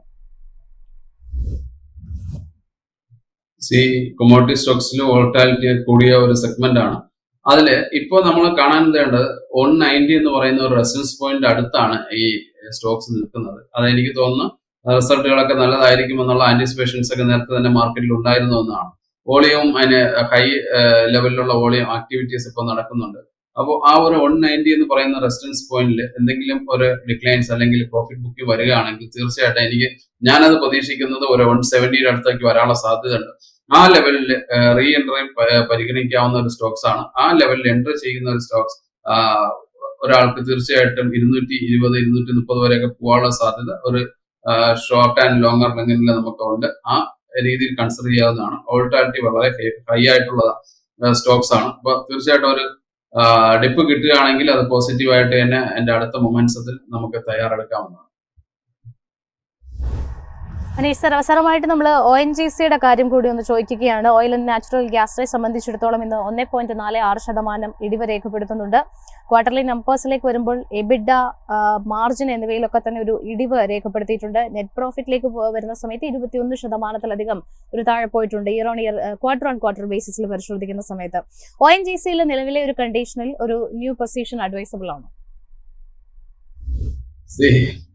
വളരെ ഫ്ലാറ്റ് ആയിട്ടുള്ള ഒരു ചാർട്ട് പാറ്റേൺ ആണ് ഉള്ളത്. ട്രേഡേഴ്സിനെ സംബന്ധിച്ച് വോളറ്റാലിറ്റി ഒക്കെ വളരെ ഇമ്പോർട്ടന്റ് ആയിട്ട് വാച്ച് ചെയ്യുന്ന റിറ്റെയിലേഴ്സിനെ സംബന്ധിച്ച് ഒട്ടും ഫേവറബിൾ ആയിട്ടുള്ള ഒരു ചാർട്ട് പാറ്റേൺ അല്ല നമുക്ക് കാണാൻ വേണ്ടി കഴിയുന്നത്. വളരെ വോളറ്റാലിറ്റി കുറഞ്ഞ അല്ലെങ്കിൽ മൊമെന്റം ഒക്കെ സൈഡ് ബൈസ് ആയിട്ട് നിൽക്കുന്ന ഒരു കൺസോൾട്ടേഷൻ ഫേസിലേക്ക് പോയിക്കൊണ്ടിരിക്കുന്ന ഒരു ചാർട്ടാണ് ഇപ്പോൾ ONGC ഈ സമയത്തുള്ളത്. ഇനി എന്തെങ്കിലും ഹെവി ആയിട്ടുള്ള ന്യൂസോ കാര്യങ്ങളോ ഒക്കെ വന്നാൽ തന്നെ മാത്രമാണ് നമുക്കൊരു പോസിറ്റീവോ അല്ലെങ്കിൽ നെഗറ്റീവോ ആയിട്ടുള്ള ഒരു മൊമെന്റം പ്രതീക്ഷിക്കാനായിട്ട് കഴിയുള്ളൂ. ഇപ്പോഴും ഞാനത് വാച്ച് ചെയ്യുക എന്നുള്ളത് മാത്രമാണ് ഇപ്പൊ പറയാൻ കഴിയുന്നത്. ഇമ്മീഡിയറ്റ് നമുക്ക് പറയാൻ കഴിയുന്ന റെസിസ്റ്റൻസ് എന്ന് പറയുന്നത് 260, സപ്പോർട്ട് എന്ന് പറയുന്നത് 230. ഇത് തന്നെ വളരെ ഷോർട്ടർ റേഞ്ച് ആണ്. ഈ റേഞ്ചിന്റെ അകത്തായിരിക്കും ഇത് ട്രേഡ് ചെയ്യുന്നത്. അതിന് എന്തെങ്കിലും ഔട്ട് സൈഡിലോ അല്ലെങ്കിൽ ഡൗൺ സൈഡിലോ ഒരു റീച്ച് വന്നാൽ മാത്രമേ നമുക്കൊരു ഫർദർ പോസിറ്റീവ് ആണെന്നോ അല്ലെങ്കിൽ നെഗറ്റീവ് ആണെന്നോ പറയാനായിട്ട് കഴിയും. ഇപ്പോഴത്തെ വോളിയം തന്നെ വളരെ ഫ്ലാറ്റ് ആണ്. അപ്പോൾ വളരെ ഇൻട്രസ്റ്റ്, അതായത് നമ്മളെ ഹോൾഡിംഗ് ഇൻട്രസ്റ്റ് വളരെ കുറഞ്ഞത്, ട്രേഡിംഗ് ഇൻട്രസ്റ്റും കുറഞ്ഞത് എന്നുള്ള രീതിയിലേക്കുള്ള ഒരു ചാർട്ട് പാറ്റേൺ, കൺസോൾട്ടേഷൻ എന്ന് നമ്മൾ ടെക്നിക്കലി പറയുന്ന ആ ഒരു മോഡിലേക്കാണ് ഈ സ്റ്റോക്സ് ഇപ്പോൾ പോയിക്കൊണ്ടിരിക്കുന്നത്. Okay, thank you so much Aneesh sir. Suraj sir, നമ്മൾ ഇനി ഏതായാലും സ്റ്റോക്സ് ആൻഡ് ന്യൂസും അതോടൊപ്പം തന്നെ സ്പോട്ട്ലൈറ്റ് സ്റ്റോക്കും ഒക്കെ ഡിസ്കസ് ചെയ്യേണ്ടതുണ്ട്. ഏതായാലും അതിന്റെ ഒരു അനാലിസിസിലേക്ക് കിടക്കാം അല്ലേ? നമ്മളിപ്പോ എനിക്ക് തോന്നുന്നു സ്റ്റോക്ക് ന്യൂസ് നമുക്ക് സമയപരിധി ഉള്ളതുകൊണ്ട് നമുക്ക് സംസാരിക്കേണ്ട എന്നാണ് തോന്നുന്നത്. എങ്കിൽ തന്നെയും ഒരു കാര്യം പറഞ്ഞു വെക്കാം. ചില സ്റ്റോക്കുകൾ, അതായത് JSW steel, REC, PFC, Hudco, Adani group stocks, Tata steel, Reliance, NTPC, ഈ വക സ്റ്റോക്കുകളിൽ എന്തെങ്കിലും ഒരു മൂവ്മെന്റ് വരികയാണെങ്കിൽ അതൊന്ന് ശ്രദ്ധിക്കണം. കാര്യം എന്ന് വെച്ചാൽ നമ്മൾ നേരത്തെ ഇൻട്രസ്റ്റ് റേറ്റ് എങ്ങനെയാണ് ഒരു കമ്പനികളുടെ കടത്തിനെ അഫക്ട് ചെയ്യണമെന്ന് നമ്മൾ പറഞ്ഞു. അതായത് ഇപ്പൊ അടുത്ത കാലത്ത് നമ്മൾ നോക്കുകയാണെങ്കിൽ ഈ കമ്പനികൾ, നമ്മൾ ഈ ലിസ്റ്റ് ചെയ്ത കമ്പനികളെല്ലാവരും yen ബേസ്ഡ് ഡെപ്റ്റ് എടുത്തിട്ടുണ്ട്. അതായത് ജാപ്പനീസ് കറൻസിയിൽ ജപ്പാനിൽ നിന്ന് ഒരുപാട് കടമെടുത്തിട്ടുണ്ട്. അടുത്ത കാലത്ത് നോക്കുകയാണെങ്കിൽ ജപ്പാനിലെ ബോണ്ട് ഈൽഡ് 3.6% ആയി ഉയർന്നു നിൽക്കുന്നു എന്നുള്ള. അപ്പൊ അതിന് വേണ്ടിയിട്ട് ചിലപ്പോൾ ഇവിടുന്ന് ഒരു ഔട്ട്ഗോ ചിലപ്പോൾ നടന്നേക്കാം എന്നുള്ളത്. അപ്പൊ ഈ കമ്പനികളെ ചിലപ്പോൾ ഒന്ന് അത് അഫക്ട് ചെയ്തേക്കാം. എന്തുകൊണ്ട് ഈ സ്റ്റോക്സ് ചെറുതായിട്ടൊന്ന് നെഗറ്റീവ് ആവണമെന്ന് എവിടെയെങ്കിലും കണ്ടു കഴിഞ്ഞാൽ നിങ്ങൾ ഇത് തന്നെയാണ് എന്നുള്ളത് നിങ്ങളൊന്ന് മനസ്സിലാക്കി വെച്ചാൽ മതി എന്നുള്ളതാ. പിന്നെ ഇൻഡസ്ഇൻഡ് ബാങ്കും ഇന്റർഗ്ലോബും ഒക്കെ ഇപ്പൊ ഈ നമ്മൾ സംസാരിച്ചു, അതിൽ കൂടുതലൊന്നും പറയാനില്ല. റിസൾട്ടുകളെല്ലാം വന്നു എന്നുള്ളത്. ഇപ്പൊ ഇൻഡിഗോയെ സംബന്ധിച്ച് ഏറ്റവും ബ്യൂട്ടിഫുൾ റിസൾട്ടാണ് അവർ കൊണ്ടുവന്നത്. കുംഭമേളയുടെ ഒരു ടെയിൽ വിൻ ഉണ്ടായിരുന്നു എന്നുള്ളതാണ്. നല്ല രീതിയിൽ തന്നെ. പക്ഷേ ഈ വരുന്ന ക്വാർട്ടർ ഒന്ന് സൂക്ഷിച്ചോളണം. അതുകൊണ്ടാണ് എനിക്ക് തോന്നുന്നു ഇത്രയും നല്ല റിസൾട്ട് വന്നിട്ടും ഒന്ന് സ്റ്റഡി ആയിട്ട് നിൽക്കുന്നത്. കാര്യം വെച്ചാൽ മെയ് മാസം ഏതാണ്ട് കുറച്ച് വാഷ് ഔട്ട് ആയിപ്പോ. കാര്യം 30ഓളം എയർപോർട്ട് ക്ലോസ് ചെയ്തിട്ടിരുന്നു ഇന്ത്യ പാകിസ്ഥാൻ ഇഷ്യൂ കാരണം. അപ്പൊ അങ്ങനത്തെ ഒരു ഇപ്പോഴും ഈ പറഞ്ഞ പോലെ പാകിസ്ഥാൻ എയർ സ്പേസ് യൂസ് ചെയ്യാൻ പറ്റുന്നില്ല. അതുകൊണ്ട് എയർലൈൻസിന് ഈ പറയുന്ന പോലെ കുറച്ചൊരു എന്താ പറയുക കുറച്ചൊരു എക്സ്പെൻസ് കൂടിയിട്ടുണ്ടെന്നുള്ള. അപ്പൊ ഒരു ഗൈഡൻസും ചെറുതായിട്ട് ഒന്ന് എന്താ പറയുക ഒരു ഡിപ്പ് അതിനകത്ത് ഉള്ളതുകൊണ്ടാണ് മേ ബി ആ സ്റ്റോക്ക് അതിനകത്ത് പെർഫോം ചെയ്യാത്തത്. പിന്നെ ഈ നമ്മൾ പോവുകയാണെങ്കിൽ ഈ പറയുന്ന പോലെ സ്റ്റോക്ക് ഇൻ ന്യൂസ് ആണ്, അല്ലെങ്കിൽ സ്പോട്ട്ലൈറ്റ് അല്ലെ. സ്പോട്ട്ലൈറ്റ് സ്റ്റോക്കിൽ നമ്മൾ ഇപ്പൊ പറയാൻ പോകുന്നത്, അതായത് നിങ്ങൾ ഒരു റീൽ ഉണ്ടാക്കുമ്പോഴോ അല്ലെങ്കിൽ നിങ്ങൾ യൂട്യൂബിൽ ഒരു വീഡിയോ ഒരു പാട്ട് കാണുമ്പോഴോ ഒരു പൈസ ഉണ്ടാക്കുന്ന ഒരു കമ്പനിയുണ്ട്. ആ കമ്പനിയുടെ പേരാണ് ടിപ്സ് മ്യൂസിക് എന്ന്. ആ ടിപ്സ് മ്യൂസിക് എന്ന് പറഞ്ഞ കമ്പനിയാണ് നമ്മൾ സ്പോട്ട്ലൈറ്റിലേക്ക് കൊണ്ടുവരുന്നത്. ഇതിന്റെ ബിസിനസ് മോഡൽ നമുക്കൊന്ന് അവതരിപ്പിക്കണം എന്ന് ആഗ്രഹമുണ്ട്. ഒന്നാമത്തെ കാര്യം, അവർക്ക് ഏറ്റവും കൂടുതൽ പൈസ കിട്ടുന്ന മ്യൂസിക് റൈറ്റ്സ് ആണ്. അതായത് മ്യൂസിക് റൈറ്റ്സ് എടുത്തിട്ട് ഈ കോപ്പി റൈറ്റ് ഹോൾഡ് ചെയ്ത് വെക്കുന്നതിന് അവർക്ക് ഒരു റവന്യൂ ഉണ്ട്. അത് ആരെങ്കിലും ഉപയോഗിക്കുകയാണെങ്കിൽ ആ ഒരു റവന്യൂ അവർക്ക് കിട്ടുന്നു. അതാണ് ടിപ്സ് മ്യൂസിക്കിന്റെ. ഏതാണ്ട് 25 ലാംഗ്വേജസ്, ബോളിവുഡ്, ടോളിവുഡ്, ബോളിവുഡ്, എല്ലാ ലാംഗ്വേജസിലും അവർക്കുണ്ട് എന്നുള്ളതാണ് ഒരു കാര്യം. അതുകൂടാതെ തന്നെ ഗസൽസ് ഉണ്ട്, ഡിവോഷണൽസ് ഉണ്ട്, നോൺ ഫിലിം മ്യൂസിക്, ഇങ്ങനെയൊക്കെ ഉണ്ട്, പോപ്പ് മ്യൂസിക് ഒക്കെ ഉണ്ട്. രണ്ടാമത് അവർക്ക് കുറച്ച് ഫിലിം പ്രൊഡക്ഷൻ ആൻഡ് ഡിസ്ട്രിബ്യൂഷൻ ഉണ്ട്. അതിൽ നിന്നും അവർക്ക് റവന്യൂ കിട്ടും. മൂന്നെന്ന് പറയുന്നത് പല പ്ലാറ്റ്ഫോമിലും ഇവർ സോങ്സ് ഹോസ്റ്റ് ചെയ്തിട്ടുണ്ട്. അതായത് നിങ്ങൾ സ്പോട്ടിഫൈയിൽ കേൾക്കുന്ന പാട്ടുകളുണ്ടല്ലോ, അതിൽ ഈ പറയുന്ന പോലെ ടിപ്സ് മ്യൂസിക്കിന്റെ പാട്ടാണ് ഒരു സബ്സ്ക്രൈബർ കേൾക്കുന്നു എങ്കിൽ അതിന് ഈ ടിപ്സ് മ്യൂസിക്കിന് പൈസ കിട്ടുന്നില്ല. അതേപോലെ തന്നെ Amazon music, Apple music, Saavn എന്നിങ്ങനെയുള്ള മ്യൂസിക് പ്ലാറ്റ്ഫോംസിൽ, അതായത് iTunesൽ നമ്മൾ കേൾക്കുന്നുണ്ടല്ലോ. അതുപോലെ തന്നെ Amazon Prime music, Warner music, പിന്നെ ജിയോ സാവൻ, സ്പോട്ടിഫൈ, യൂട്യൂബ്, ഇതിലൊക്കെ കേൾക്കുന്ന പാട്ടുകൾക്കും ഇവർക്കൊരു റോയൽറ്റി ഫീ കിട്ടും എന്നുള്ളതാണ്. പിന്നെ ഇവർക്ക് നെറ്റ്ഫ്ലിക്സ്, ടാറ്റ സ്കൈ, വയാകോം, മോട്ടറോള ഒക്കെ ആയിട്ട് ഇവർക്കൊരു എന്താ പറയുക പാർട്ട്ണർഷിപ്പ് ഉണ്ട്. പിന്നെ ഇവർ ഏതെങ്കിലും സോങ്, ഏതെങ്കിലും അഡ്വർടൈസ്മെന്റ് ഒക്കെ യൂസ് ചെയ്യണമെങ്കിൽ, കൊക്കക്കോള, ക്രോക്സ് എന്ന് പറയുന്ന സാൻഡൽ കമ്പനിയൊക്കെ യൂസ് ചെയ്യണമെങ്കിലും ഇവർക്ക് കോപ്പി റൈറ്റിന് കാശ് കിട്ടുമെന്നുള്ള. ഇവർക്ക് ഒരുപാട് ബ്രോഡ്കാസ്റ്റിംഗ് പാർട്ട്നേഴ്സ് ഉണ്ട്. ഈ സ്റ്റാർ ആയിട്ട് ഇവർക്ക് ബ്രോഡ്കാസ്റ്റിംഗ് പാർട്ട്ണർഷിപ്പ് ഉണ്ട്, സോണി ഉണ്ട്, സൂം ഉണ്ട്, വയാകോം 18 ഒക്കെ ഉണ്ട്. ഇവർക്ക് FY23 ഈ കമ്പനിയുടെ ഫിനാൻഷ്യൽസിന്റെ പ്രത്യേകത വളരെ ഫാന്റാസ്റ്റിക് ഫണ്ടമെന്റൽസ് ഉള്ള കമ്പനി, സൂപ്പർബ് ഫണ്ടമെന്റൽസ്. അതായത് ഇവര് ഏറ്റവും വലിയ പ്രത്യേകത അറിയോ, ഇവരൊരു സോങ് അക്വയർ ചെയ്യുമല്ലോ. ഇപ്പൊ ഒരു സിനിമ, ഇപ്പൊ ഏതെങ്കിലും ഒരു സിനിമയുടെ സോങ് ഇവർ കോപ്പി റൈറ്റ് മേടിക്കാൻ നേരത്ത് അതിനൊരു എക്സ്പെൻസ് വരും. ആ എക്സ്പെൻസ് അവർ ആ ക്വാർട്ടറിൽ തന്നെ എഴുതി തള്ളും. അപ്പൊ അവർ ആ എക്സ്പെൻസ് അടുത്ത ക്വാർട്ടറിലേക്ക് ക്യാരി ചെയ്യുന്നില്ല. അത്ര ക്ലീൻ ആയിട്ടാണ് അവർ മാനേജ് ചെയ്യുന്നത്. രണ്ടാമത്തെ കാര്യം, ഇടയ്ക്കിടയ്ക്ക് ഇവർ ബൈബാക്ക് ചെയ്യും. ബൈബാക്ക് ചെയ്യുമ്പോൾ നമ്പർ ഓഫ് ഷെയർസ് കുറയും. നമ്മൾ നേരത്തെ ഇക്വിറ്റി ഡൈല്യൂഷൻ ഷെയർ ഹോൾഡേഴ്സിന് എങ്ങനെ മോശമാവുന്ന പറയാം. ഇത് നേരെ തിരിച്ചു പറയുകയാണെങ്കിൽ ഇക്വിറ്റിയാണ് കോൺട്രാക്ട് ചെയ്ത് വരികയാണ്. അപ്പോൾ ഒരു ഷെയർ ഹോൾഡർ എന്ന രീതിയിൽ ഏർണിംഗ്സ് പെർ ഷെയർ നമുക്ക് നന്നായിട്ട് കൂടും. ഇങ്ങനത്തെ രീതിയിലാണ് അതിന്റെ മാനേജ്മെന്റ് ക്വാളിറ്റി എന്നുള്ളത് നമ്മളൊന്ന് ബാക്ക്ഗ്രൗണ്ടിൽ പറഞ്ഞു വെക്കുന്നു എന്നുള്ളത്. ഇതിന്റെ റവന്യൂ ഈ 2023 ഇവരുടെ റവന്യൂ എത്രയെന്നറിയോ?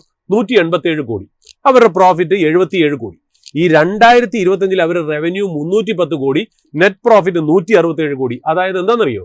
അതായത് 2023 ഉണ്ടാക്കുന്ന റവന്യൂ ആണ് 2025 അവരുടെ പ്രോഫിറ്റ്.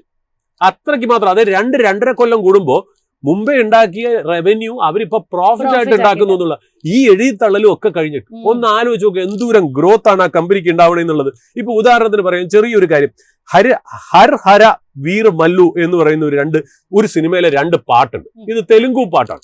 ഈ Q4 കേട്ടോ, നമ്മൾ ഈ പറയുന്ന ജാനുവരി, ഫെബ്രുവരി, മാർച്ചിൽ 50 മില്യൺ യൂട്യൂബിൽ അവർക്ക് വ്യൂസ് കിട്ടിയിട്ടുണ്ട്. അതിന് ഇവർക്ക് ഗംഭീര പൈസയാണ് കിട്ടിയത്. ഞാൻ എങ്ങനെയാണ് അവർക്ക് പൈസ കിട്ടുന്നതെന്ന് കാണിച്ചാണ്. താരോം കാ മൊഹബത്ത് എന്ന് പറഞ്ഞൊരു പാട്ടുണ്ട്.